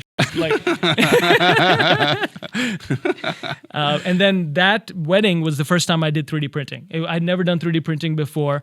So 2000, I don't know what year that was. I'm sorry. You guys have been doing a lot. I think he gets a pass on that. Yeah. He gets a pass on that for now. We got too many weddings. There's too many weddings, yeah. So when we got married, that was the first time I did 3D printing. I want to say it's 2012. I might be wrong. But so when we got married, that was a MakerBot print, FDM printing. FDM. And I painted that, and it was the cake topper for our wedding, and it was really popular, and people really liked it. So I was like, hey, there's something to this. Arguably the start to this whole journey would be the cake topper. Cake topper.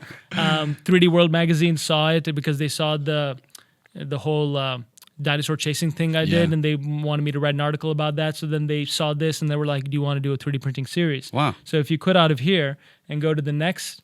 That was how I started making my career in 3D, was with 3D World Mag. And basically just every month they said, make a new 3D printing project and write an article about it.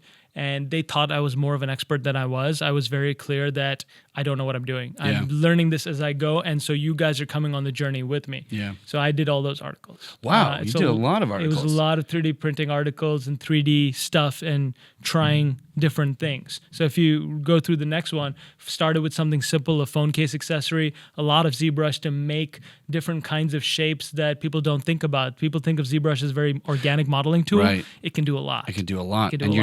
You're getting into like nano mesh, array mesh, maybe now live booleans. Now it wasn't there. Then it wasn't, right? Yeah, little bobblehead toy. And I didn't own a 3D printer during this entire first 6 months of writing these articles, I was just going to contractors and services like Shapeways and 3D Hubs was big at the time. Yeah. If you go to the next, from a bobblehead to an articulated, like actual functional rubber band gun that could shoot up to 7 rubber bands. Oh, nice. And it's fully functional. Oh, man, I use rubber it at home band gun. Just shoot around, take a little break. First foray into articulation. I've learned so much more since then, like from Hasbro and people, but just trying to put ball joints in everything because I wanted the maximum range of motion like Spider-Man toys. Are you able to do this articulation in ZBrush? Oh, great. This was all done in ZBrush. All ZBrush. And before Live Boolean, and now it's so much more fun. Oh, I bet. Well, because there was the Dynamesh Booleans and the cleanup and the sort of loss and dealing with higher resolutions. Now Live Boolean's like, Yep. That's great. Got to do some metal 3D printing stuff for the CG Awards. If you go to the next one, I believe it's jewelry. So here. Oh, right. You can take a look at like These are fantastic. First prototypes of... I wanted to build a jewelry brand. I mean, growing up as a kid in Pakistan, I never thought, being a boy, that I would be making jewelry or anything like that. But, when you have access to the tools, when someone gives you the opportunity and you're creative, you can do anything. And so... That's really great advice. It truly is. It's just a matter of, I think it's the inspiration factor, number one, but then also the fact that it is feasible when going about it in sort of this methodical process that you're thinking of it. It's like you're looking at the steps instead of looking at this big picture that might seem impossible to some people. If you just approach it on its own. Right. But if you break it down, like, I want to make a mask this month. It's doable. I got a scan of my face from SIGGRAPH, like 3D MD boots that are like, they have 4 cameras that in a microsecond can capture your entire face, and I had the scan to build off, so it was perfectly fitted to me. That's really cool. So these were these. So these are 3D printed 3D glasses, so I could go to a movie and watch a 3D movie with my own custom glasses. Wow, that's a twist. That's so cool. Oh, you're doing prosthetics. So this was a gentleman named Hammer in Los Angeles here in the homeless shelter, and we helped hook him up with a 3D printed arm. So I was basically just involved to document this process with a friend who did all the printing, and I was just like enamored by this. I was like, I want to write an article about this. I'm blown away by this. Yeah. And he uses this now? Yep. And we had to do a few different prototypes because he doesn't have a full wrist, but by the motion of his stump that he has, you can do a whole arm that I see. closes. He has a little bit. He has a little bit of range of motion, so you use engineering to expand that range of motion. I see. Yeah, and prosthetics now there's companies like Enable that are doing it for free for so many people because 3D printing lowered the cost for prosthetics from $900 to $30. Wow. So it's massively different now. That's amazing. Yeah. So this is now when I started thinking about getting a printer. Rob here, who used to work at Robert Vignon from DreamWorks, awesome 3D printing teacher, used to teach at Mold 3D Academy. I learned everything about the Form 1 from him. He gave this class and lecture with Ed and Megan from Mold 3D, and I was here for this class and I was like, that's the printer I want because the level of quality and detail and, you can have it professionally speaking at home. Right. And that's when I was like, I wanted to do a GoFundMe for a printer because this immediately captured me as soon as I saw it. It's a liquid resin printer, so it's a laser hits the bottom and that is what hardens the resin to the tray and lifts up kind of like Terminator. Yeah, and it also just looks awesome. It does. It's a beautiful design. So this is at the lowest printing resolution, but you can see some build lines. But still, it's just going through the process and all of that. That's amazing. That's so cool. Is that your corgi? Yep. It's based on a design by I think an artist named Meg something Ryan. Okay, so for one of the last articles, I wanted to not do the last 2-3 months and combine it into 1 month of an intense article, 2-part series. Got my friend Jessica Drew, who I didn't know at the time, a Noman alumni.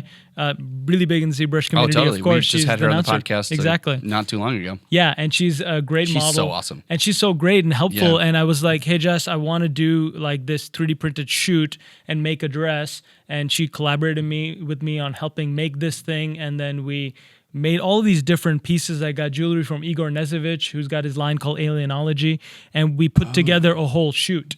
And these are all different 3D printed pieces, some from Shapeways, some on my Form 1, and 3D printed straps that are already pre-articulated. All of this stuff. Those have the ability to bend and flex based on So you remove the supports, they're already able to bend. That's so cool. Yeah.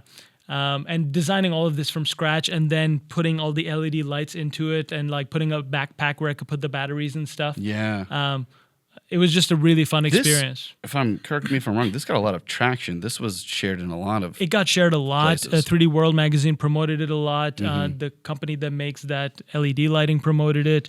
Reddit, a lot of people said it was like a Geiger thing, but like fairies and pretty. It's an incredible piece, and there's a lot of complicated shapes in there, but that's very cool. So did you run the wires yourselves? Or yeah, wow. Yeah, it was a lot of manual labor. You got a very wide range of different ways of using 3D printing and all these. These are really great examples of... So after I did that, Mold3D, Rob was stepping down from teaching, and so they pulled me into it to be the teacher because I had already done so much 3D printing in so many different ways, and I had my own Form 1 now. Yeah, you've sort of gone on this journey of sort of documenting it all and then doing it yourself and really getting a sort of firsthand experience of it all, which there's no better person to learn from when it comes to that. I mean, if someone's made the hundreds of mistakes before you, then they can tell you which exact ones to avoid. Right, because at the end of the day, it's still digital tools, but there are mistakes that can be made, and there's a process to it, and that's the stuff that you need to know, right? Yeah. It's not about just what buttons you press, it's about getting You need to know about failures. Orientation, you need to know about supports and all this stuff, and I teach all this in 3D printing for ZBrush artists at Mold3D Academy. Right now, my old classes are, I think, up for 200. Like, you get like a whole 8-week lesson, which is a really good deal. That is a very good deal. Because I'm about to launch the new classes, which will probably jump the price up to like 600 because I had to retool a lot of my lessons for live booleans and all the new features in ZBrush.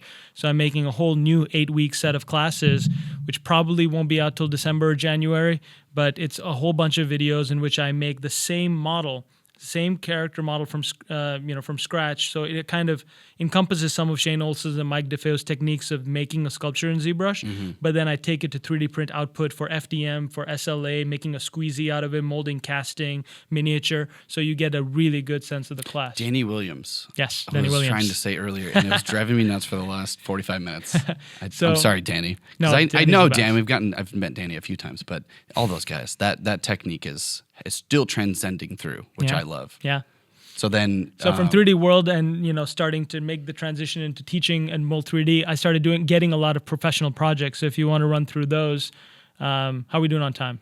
Hey, as long as you want to go. Okay. I love this. This is great. And you can edit it out, right? No, there's no editing. We're gonna let this thing go all the way through, including the whole prelude to the love segment. Of course, and you need the love segment. So professional projects, we can start at the top. 3D Smiths is the company that I built, and Fa helped me set it all up, and she did all of the branding, the UI, the website, and just made it look legit.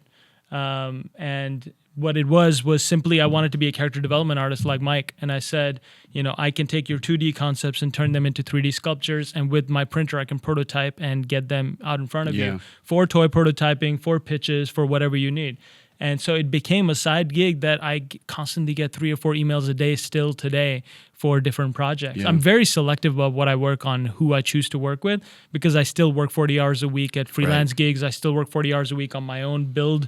You don't have any time to sacrifice it. No. Every minute is precious, right? Yeah, but I do take on a lot of projects because I'm a workaholic. Well, you definitely have. I can tell you have that in you. Like, you're just doing all these different things, but that's kind of your superpower, I guess, in a way. For now. I mean, I feel as I'm 31 now, it's starting to... trust me, I know how you feel.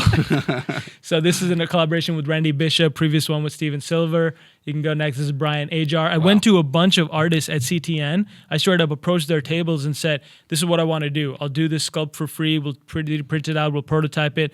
Let's make the prototype and see if anyone wants to buy it. Yeah. This is Daniel Arriaga, works at Pixar and recently released Coco. He's the, I think, lead art director on it. I love their color scripting. Yeah, and so I was really working with these artists to capture their appeal, translate that 2D to 3D. And I put it out at CTN and 3D Smiths.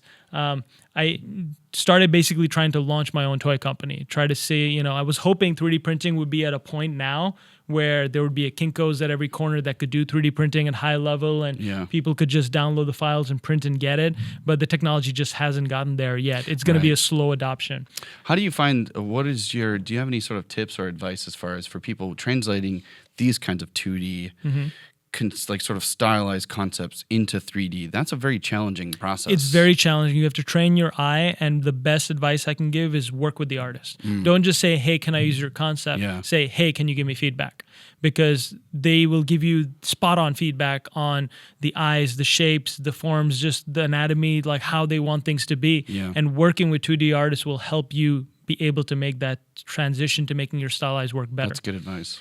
So 3D Smiths now, what I do is a lot of pitch work. So I take on like 12-inch or larger, like, 3D prints. And this one is painted by Elvin as well.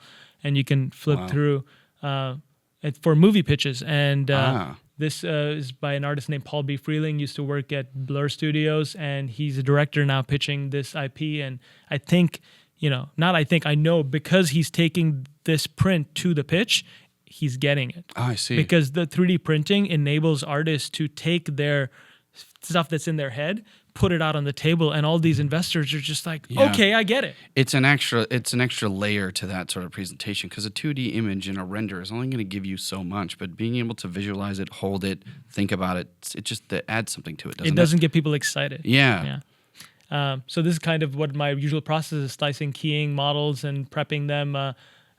This one is by an artist named Kafis in North San Francisco area. Sweet. And Let's Rise. I love it. So, he modeled all of this. So it's just a great model. And I just helped, he skipped leg day. And I help people 3D print their stuff where I take on select clients where I can help slice key their stuff. Yeah. And this Nickelodeon trophy is a good example of me starting something start to finish, what the process is, because oftentimes you don't get a lot of time.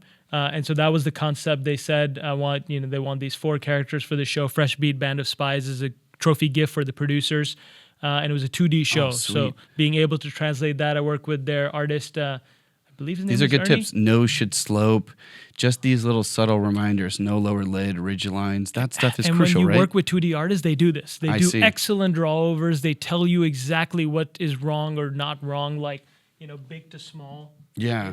Changing, just not having things be parallel. Well, and some of those things you might not think to apply in the round and the digital sculpture, but then working with the artist, I guess they're going to say, well, that needs to have some sort of light needs to be able to hit that. If that eyelid doesn't exist, you get no shadow. Yep. So, and to be fair, you need to push back. As a sculptor and a 3D artist, it's your job to say, hey, 2D guy, you're cheating. You can do something in 2D that I can't do in physical life because it has to be engineered. It has to be balanced. That's a great point. And that's why I asked the question, because it's nearly impossible to get what the 2D artists want sometimes in the 3D, where you're more focusing on silhouette and proportion and trying to sort of compensate in the different ways to match that, but they're different processes, right? Very different. And so as a 3D artist, you've got to learn to find your voice. So this is the finished sculpt, and it's 4 separate characters, and the one is on the back.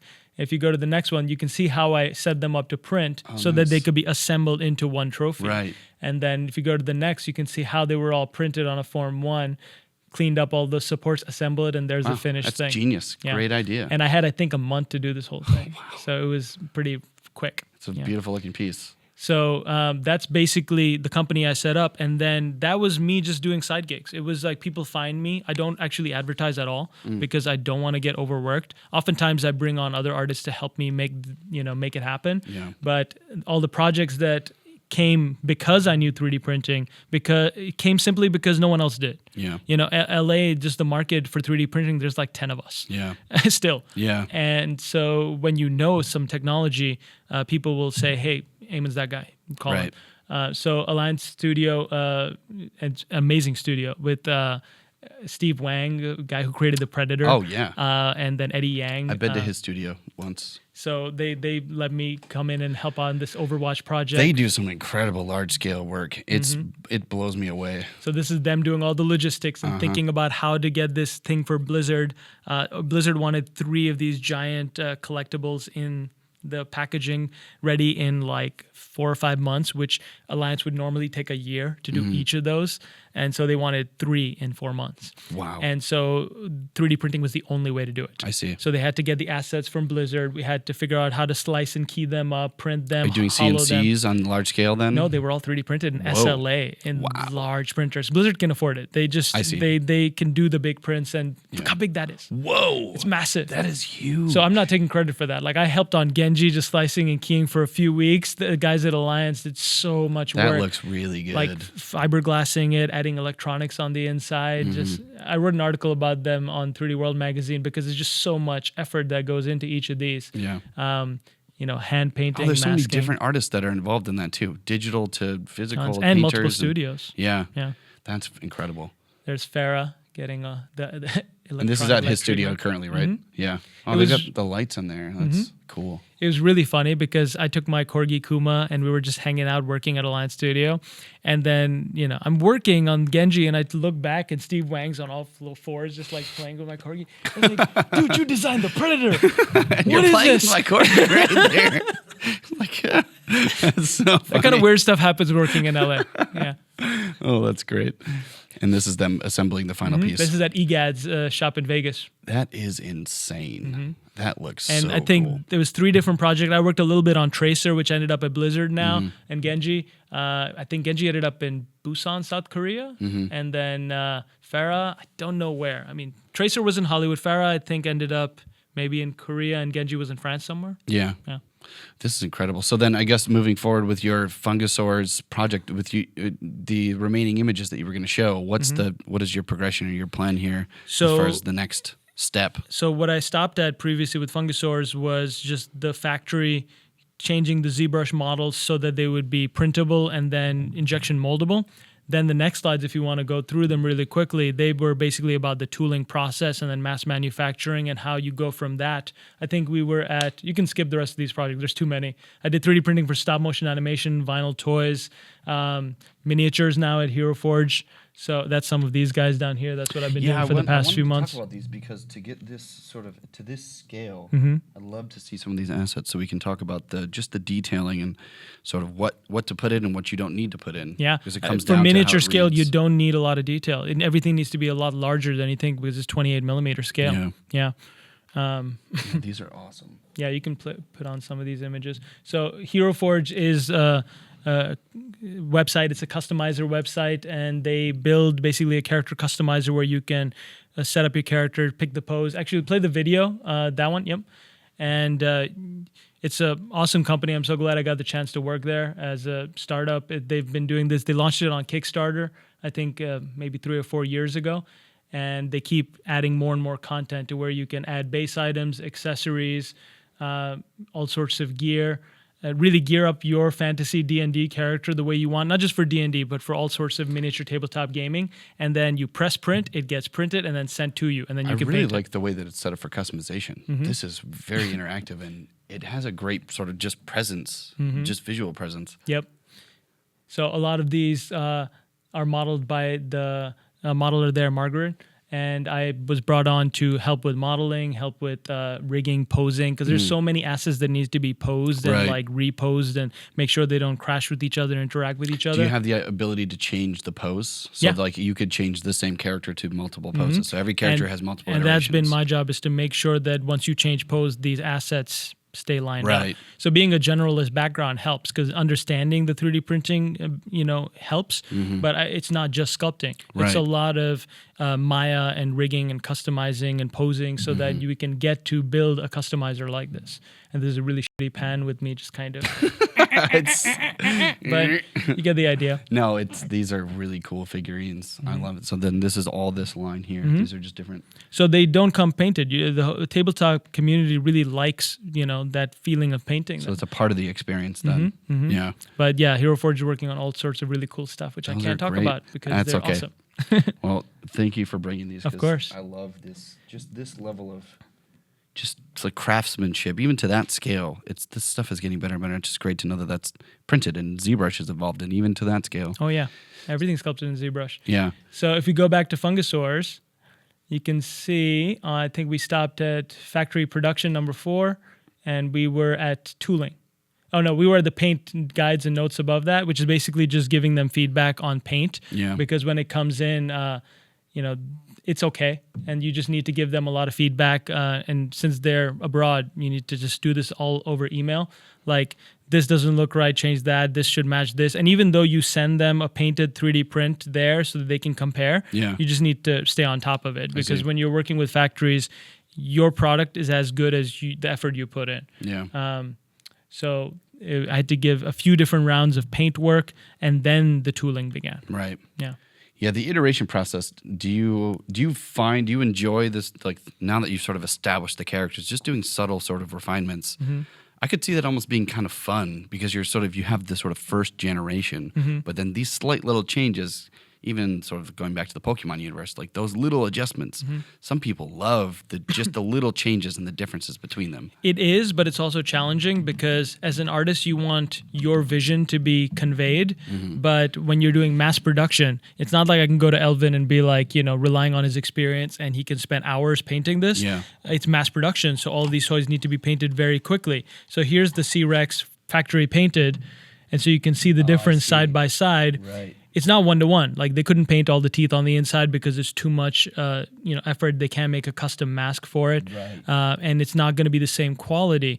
But as long as it's, where I need it to be, I'm happy with it. You have enough in there that's like satisfactory, basically. And not only satisfactory, like I want it to be good and I want the app to be able to recognize it. Yes, so which is most important now. It needs to be consistent. I see. And that's all silhouette of the object itself for the shape. No, silhouette, color, shape. It recognizes it from multiple angles. Wow, that's so cool. Yeah. So it's cool to see the progression here, like prototype, prototype 2 painted, and then finished mask. Actually, the middle stage is this guy. This is the injection molded part of it. Oh, right. So that's how it comes out of the tool, like the first plastic. Because if I drop this print right now, it'll shatter into 100 pieces. I can drop this as much as I want. And it's molding sort of finalizes that. Yeah, it's PVC plastic. It's the standard. Like, we do so many plastic tests to make sure that it's up to the highest levels of health and safety and security. And it's good. And you have one standardized key for these? Or do you have sort of a library of keys that you've made? So we can look through that if you want. So that was kind of the full their painted process. Like, they sent those duplicates and they were like, okay, this looks good. So past paint, if you go to the next slides. Oh, it's in the other folder? Oh, next folder. Yeah. Tooling. And like I said, a lot of 3D artists, or ZBrushers don't think about taking their stuff to tooling because it's expensive. Yeah. Just to give you a sense of the numbers, if you're making one figure small, it can be anywhere from $2,000 to $8,000 just to tool. Wow. To create that tool, metal tool. Because it's a big, heavy metal tool. Yeah. These things weigh like 700 pounds. It's more cost of materials in that case, right? Exactly. So, and even if you're doing it in China, wherever you're doing it, tooling is expensive. And I'm insane, so I did 8 at the same time. So, most artists can probably get access to start with one, but the thing that holds them back is the MOQs, minimum order quantities. You need to make 2,000 of each toy at least for these factories to care, to make your thing. So this is the tooling process where they take prints and they basically build this whole keying system around them so that they can make the metal tools. Yeah. And if you go next, that's the C-Rex, for example. You can see they're experts at this. So the factory that I chose specialized in making dinosaurs. Oh, that's kind of perfect. That's why you have to go with a sourcer that can connect you to many factories because you can pick the right one. So there are factories that are specializing in some of these sectors because there's so many different types of these being made now. Yeah. That's great. Yeah. So they knew exactly where to slice and key so that the seam lines would be hidden. Yeah. Where to key the head and pop things off and on. Wow, this is the part of the process that I don't know much about when you get into this sort of final output. I mean, honestly, no one does because these companies have specialized to do this stuff for so long. Yeah. And this is why Made in China stuff is still going to be a bit better than Made in America stuff for this specific thing. They've just been doing it longer. That's a good point. So they've got proprietary techniques and tools and developed stuff that, you can't take that stuff for granted. It's the same in your 3D printing skills too, is like the time and sort of trial and error. Yep. That's a sort of master level. Yep. That information, it's hard to share that. You can't just show somebody that, right? Yep. It's the time. Yep. Do you see the metal tool at the end of this slideshow, like the last one? Oh, there you go. Yeah, there you go. Yeah. So those are the metal tools. Wow. They're heavy. They look heavy. And they're massive. And that's just the one for the Paradox character here. It's the Parasaurolophus and the Amanita muscaria, the famous Mario mushroom. Oh, yeah. But you can see they print 4 of them at a time, or they injection mold 4 of them at a time. And so that's, so you can do mass production, you can make them faster. This machine basically takes these 2 ends, sticks them together, injection molds, lets it cool, pops it off, and then they fall off next. How fast is the cooling time for these final injections? It's not that fast. It takes some time. Okay. But it's still like, because if you do it too fast, I mean, they've got all this worked out with the plastic because then otherwise the plastic will start deforming. Right. You have to let it sort of sit long enough for that thing to harden. You got to know the temperatures. You got to know how to make sure that it falls off clean rather than having to come in and take them all out. Yeah. This is incredible. Well, you have such a wide breadth of different projects, and I mean, even just some of these masks and things, but I think I'm glad we got this chance to talk about this because, dude, the entire ZBrush community, this kind of makes it, I think this makes it more digestible, and you see the potential for other people to break into some other areas that they maybe never thought of. Absolutely. So I hope that people see this as a sort of source of inspiration in your journey. Yeah, I mean, the way to think about it is that I'm not particularly special in this stuff. It's that if I can do it, anyone can do it. Yeah. It's just a matter of pursuing something and knowing what your end goal is, because if you want to work in toys, you've got to show people you can do toys. It's just like if you want to work in VFX, you've got to show them you can do VFX to their level. Same with games, same with animation. Because if you can't show them that you can hit their quality, then they're not going to hire you. Right. It's as simple as that. And so with toys, it was just like, let's just jump in. Yeah. You made it kind of it's a passion. I can see a passion pursuit, and then all of the amalgamation of all your other experiences have kind of come into this thing that you have now that's kind of uses all of those in the best possible ways. Yeah. So then for Fungisaurs and everything else, where can people, so you got fungisaurs.com, where else can people, follow and keep up with everything that you guys are doing? Instagram at Fungisaurs, YouTube at Fungisaurs, Facebook at Fungisaurs, and we're going to hopefully get distribution going soon and then get them all out in stores near people. So I'm guessing you're not going to do any more Kickstarters of this. I feel like you guys are on a good track right now. Maybe once we have a bigger audience to where we know it would be somewhat easier to succeed and we wouldn't have to work as hard. Yeah. I might do a second series of Fungisaurs mystery box figures. Oh yeah. And that would be dope. I think I'm designing them already. Yeah. So if you go to like the new Fungisaurs section, you can see I've already got several that I started making in the streams. Did you get any new inspiration as far as the fungus goes going to the fungus fair? Yeah, absolutely. I feel like there's got to be some new ways to incorporate the fungus sort of transformation. It's cool to see the ways people use it. Like people are using fungus to make leather. They're using it to make hats and clothing. They're using it in all sorts of ways. Like this is a new one that I prototyped. That's right here. That is the Form 2 print first, and then I made it a bit more appealing, made the legs a bit rounder. Is this powder for color? So that's Shapeways now. That's a Shapeways color print. And so you can see how it actually basically gives the exact color that I had in ZBrush. Right. Yeah. I'm just such a fan of the form surface. It's amazing. So cool. So, I mean, with 3D printing, I could go on and on with different types of work there is in the industry. I could go on, and with, just building your own toy line, you could go on and on. But it's basically about finding what you want to do and just doing it, even if it's small personal projects. I'd like to end with like personal projects if you want to go. Sure, there. that would be great. Please. So bounce out of this and go to the next one. Let's see, professional, then personal projects at the bottom. And so I've done a few of these now where we can go into like the Aquaman article first if you want. It was idea, again, a collaboration I did with Jess, where I had this idea that I wanted to get over my fear of drowning all the time. And Is that really a deep fear that you have? Kind of. I was scared of sharks in Lake Michigan. Well, everybody that saw Jaws is scared of sharks in the pool or the bathtub or wherever you go. So it was like, let's become Aquaman and just get over it. And so Jess has done so many underwater shoots, and she's so good at, teaching about it, and she did an underwater workshop with Brett Stanley. So I scanned myself. I decided to make a whole outfit and time myself to do that this year. And over the course of maybe a month, you can flip Is this the same scan you got from No, that's SIGGRAPH, this is a really scan that I did with a bunch of photogrammetry. Oh, you're just doing photogrammetry? Mm-hmm. Okay. And then I designed this in my stream so people can go back on ZBrushLIVE, look at Aiman Akhtar, and you can see me design this project to all the scales. There's the concept and then like a trident and basically how I go about 3D printing it all. So there's the belt, and it starts like this. You basically just make a cutout drawing of the piece of paper of like, there's my abs. Yeah. And then go to the next one. It's you start the printing, and the scales are all separate. They're not connected. And so I paused the printer, put a little door frame kind of netting, mesh netting on it, clamp that into the ends and start the print again.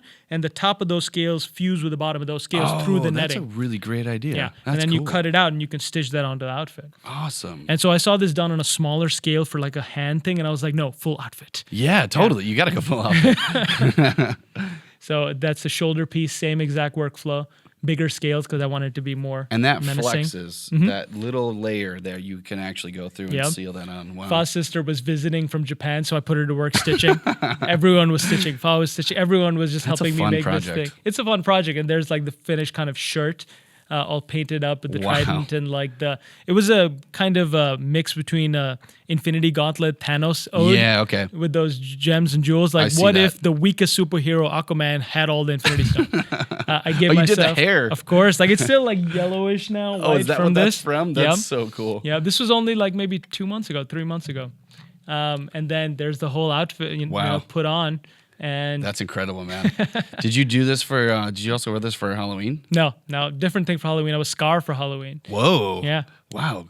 So there's just teaching me how to, basics of floating. And I look sad because I wasn't able to sink. All these scales were filled with air. Oh, and so I you're had to and I was trying to hold my breath and I couldn't go underwater. So I had to just sit there like this, holding myself underwater until all the scales filled with water, and then I could sing. Oh, I see. And that's how you learn, guys. That's so and so we did this awesome shoot at Brett's place where you hang in the middle through the like on a ladder. You let go, and then you can kind of strike your pose underwater as you come up, and then you get the shots. Whoa. Yeah. That's incredible. So that's a lot. You got the contact lenses too, or did you Photoshop that? Because contact lenses fall out underwater. Yeah, I guess I could see that happening. But the outfit turned out sweet, and it looks like I had envisioned it would work. That's so cool. How awesome is that? So are you still afraid of water? Yeah, but I'll just this have to helps get over a little bit. This right? helps absolutely. I just need to get out there more and swim more and just wear that when you go in the ocean. I don't think a shark's gonna mess with you, and if it does, it's gonna get poked a bunch. Absolutely. So that was the one like personal project, and then I saw the Aquaman poster, and I had to parody that because look how many sharks there were in there. So I mixed it with the Infinity War concept, snap. And nice. Half the sharks are gone. So cool. Oh, I see that. So they're like all blurred out. They're all turning into dust. Like Spider-Man. Is that a spoiler now? I don't know. Okay. It's been a while. My opinion on the spoilers is totally different. I'd say if you didn't see it, that's your bad. Yeah. So personal projects I highly recommend trying because, if you do something for yourself just for fun, in 3D printing, it'll really, help you care. Totally. And you'll get into it. Like stuff like this just pushes you, Right. Well, and even just the fact that just like even taking your sculptures in the round and being able to hold them adds that extra layer of appreciation for it. It never goes away. Yeah. That excitement of like, this was in my head, I sculpted in ZBrush, and now it's real. Right. Yeah. Because you like dealing with just before you had printers and had the ability. I mean, this is only in the last 10, 15 years that people really started to have the opportunity to do it. But before it's just looking at a great render, which is it used to the feeling I used to get was it's different now. Nope. It's sort of subsided, but I agree. And like anytime I do a print of anything that I've done, it's like it just adds that extra layer of appreciation for it. Yep. And it's faster now. So if you go to the next one, the Kuma mask, that's my Corgi Kuma, and I printed him a little Black Panther Corgi mask. Oh, this is a form fit to Kuma's face. Oh, that's so cool. So you can see him there, and that blew up on Reddit hardcore. Like for 2 days, the Corgi community is strong. They are. And so you can see sculpted and designed in ZBrush, got the holes in there so he can breathe and everything like that. Yep. And I had to do a few iterations. The first one didn't fit. Of course, he's not going to stand still. So you have to learn the hard way. A bit of wasted material. Then I printed half of it and made it like, okay, let's make sure. Because he's not going to stand still for a scan. And that's a great way to save material too. So that way while you're still figuring it out. Yep. So printed a few halves, figured it out. There's the mask he's enjoying while I watch the movie. And if you go to the next, I got to the Noman presentation for Black Panther, and I got all the artists to sign it. So like, I think everyone but Ryan Maynarding. Actually, no, I got Ryan Maynarding's too. Yeah, right there. Wow. So this thing is probably worth a ton of money now. Maybe. This is a really cool. You got to put that in a glass case or something. So does he wear the mask well? Does he freak out? So he is very food driven. Like most corgis are. Yeah. So like it's basically just his regular muzzle with the mask attached on, and I basically put it on for like half a minute at a time, give him a treat. Yeah. A little bit, few seconds, give him a treat, and he'll do anything. Like he's so into it. Like he's posing for the camera.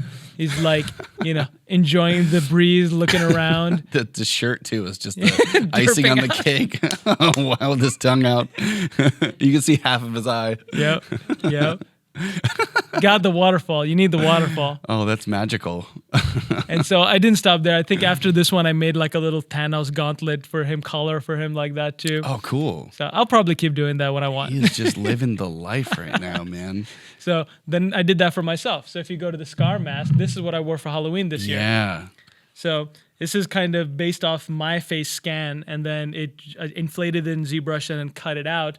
Because I went to see The Lion King earlier this year with Fi when we went to the toy fair. I didn't see that. It's amazing. It's one of the best musicals. Like I saw Aladdin and I loved it, but Lion King was on the list. I just never made it. Yeah, that's cool. So that was the inspiration for this. Yep, and I did this in my ZBrush stream last week. I on Monday, 2 hours, I sculpted the thing in front of everyone, taking feedback and critique, and then I printed it, patched some areas. That's Tamiya primer putty, and then painted it directly. Like I didn't even put on like any primer, but it like fits perfectly. That looks great. I got to wear it around like all What did you do for the outfit? You just wear I had a lion suit. Go to the next one. Oh man. And my friend Evie, she's an animator, she's got snakes, and so it was like perfect Scar. Oh, that's amazing. Scar vibe. And my friend Hassan dressed up as the wall from Stranger Things. That's what I was trying to figure out what that was.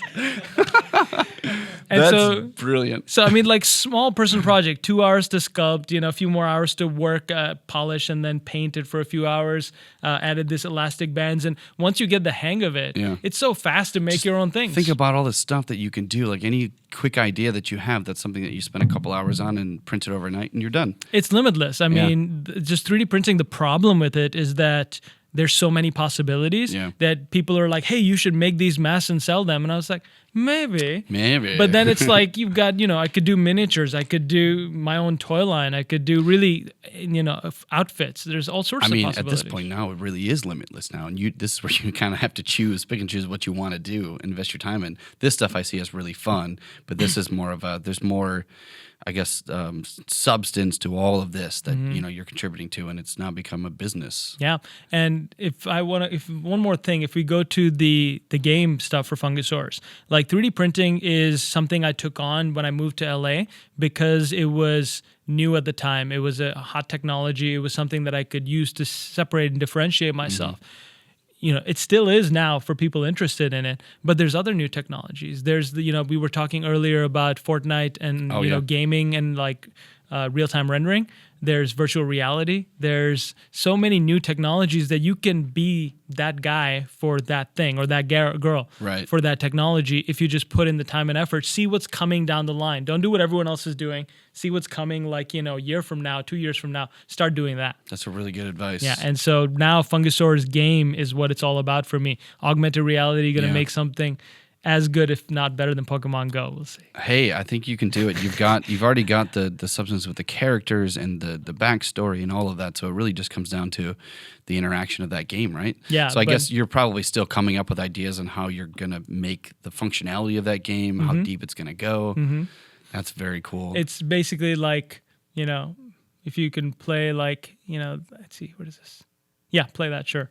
It's basically coming up with every single bit. Like Fa made the loading screen UI, and then I'm like, let's animate this. Let's have fun with it. So you have the characters actually interacting and playing in the foreground. It's basically just making a much more playful augmented reality experience. I see. Yeah.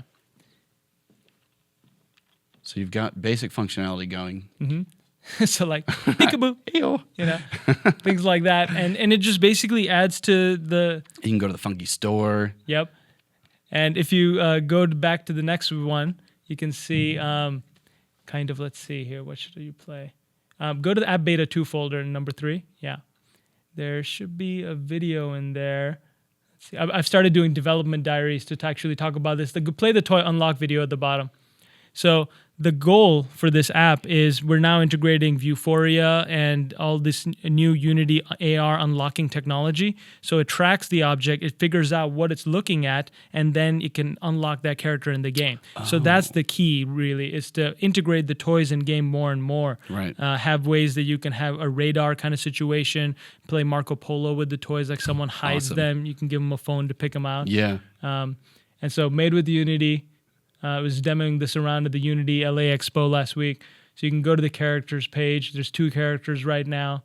Scan it, and then you can scan the toy. And if it hits all the marks, you can unlock that character. And now you've got that character as an interactable, playable thing. And if you make it eat a corgi, that's up to you. That's great. Can you store interactions like, say, videos or anything like that? Oh, that's so great. You can save photos and videos, hide all the UI. Yeah. And honestly, like, I don't want to take the toys around to take photos everywhere we go. I'd rather be able to just bust out an app and take a photo, and there you go. Totally. Yeah, for sure. That's like, it's like the perfect sort of extension of the toys. Wow. So all of this is amazing, and the game itself looks to be the sort of next frontier, like you said, sort of looking down the road. Those kinds of tools and ways of using our phones is kind of becoming the next frontier for. It is, and augmented reality is so much bigger than virtual reality right now because everyone has a phone. Everyone has access to it. Virtual reality is still $300 headsets and stuff, and you need a beast of a computer. So it's limiting right now. But when virtual reality becomes more accessible, I'll start doing that too. Yeah. I mean, you've got to always be thinking not about the technology or being, like, I don't want to become the 3D printing guy. Right. Like, that's now. Yeah. But who knows what it'll be 10 years from now. You're sort of allowing yourself to stay in this flexible range. You're doing so many different things. So you have all these creative outlets to always sort of keep in that. I imagine that keeps you motivated too. It does, because otherwise I get bored. I mean, I'm such a workaholic that, you know, if I keep doing the same task for a month, I'm just like, okay. Yeah. I'm done with this. Like, what else is there to do? Yeah. So then you're going to be at CTN, Not or CTN, DesignerCon in 9 days. 9 days. So if anybody, we should be able to get this out in time. If not, you guys will be people can check you guys out at Fungisaurs.com. Absolutely. Also, your Twitch streams on ZBrushLIVE. ZBrushLIVE every Monday, 8 a.m. to 10 a.m. Pacific Standard Time. Yeah, and I believe you have your 3D printer in the background. I got both. I got the Form 2 and the Raise in the back. Yeah, so I mean, you're constantly working on this stuff, right? So something. I mean, if I'm not working on a project, like, oftentimes I don't get to show most of the 3D printing work I do. A lot of it is just like, NDA as LA work. Sure. But I always have some personal projects going. Yeah, and the methodology and the process is kind of the same. So I think bleeds through. Anybody who's listening to this in ZBrushLIVE, you'd be a great person if they're interested in 3D printing and you want to get started. You'd be a great resource, and this is truly inspiring and awesome. Thanks, man. I'm so glad you had me on today. Yeah, it's our pleasure. Your journey, you and Fa, all the best to you guys. And I don't think you guys need it, but I think you guys are already on a successful track. So we'll be keeping in touch, and maybe we can do this again when you guys get the game done. Oh yeah, man. I mean, I've got so much 3D printing work I can show. Well, I know. Different levels of I know we're going through all these different things, so we Yeah. can maybe get back together and set something up again in the next maybe 6 months or a year. So it'd be awesome. Why not? All right. Well, thanks for coming on again. I appreciate it, man. Cheers. Cheers.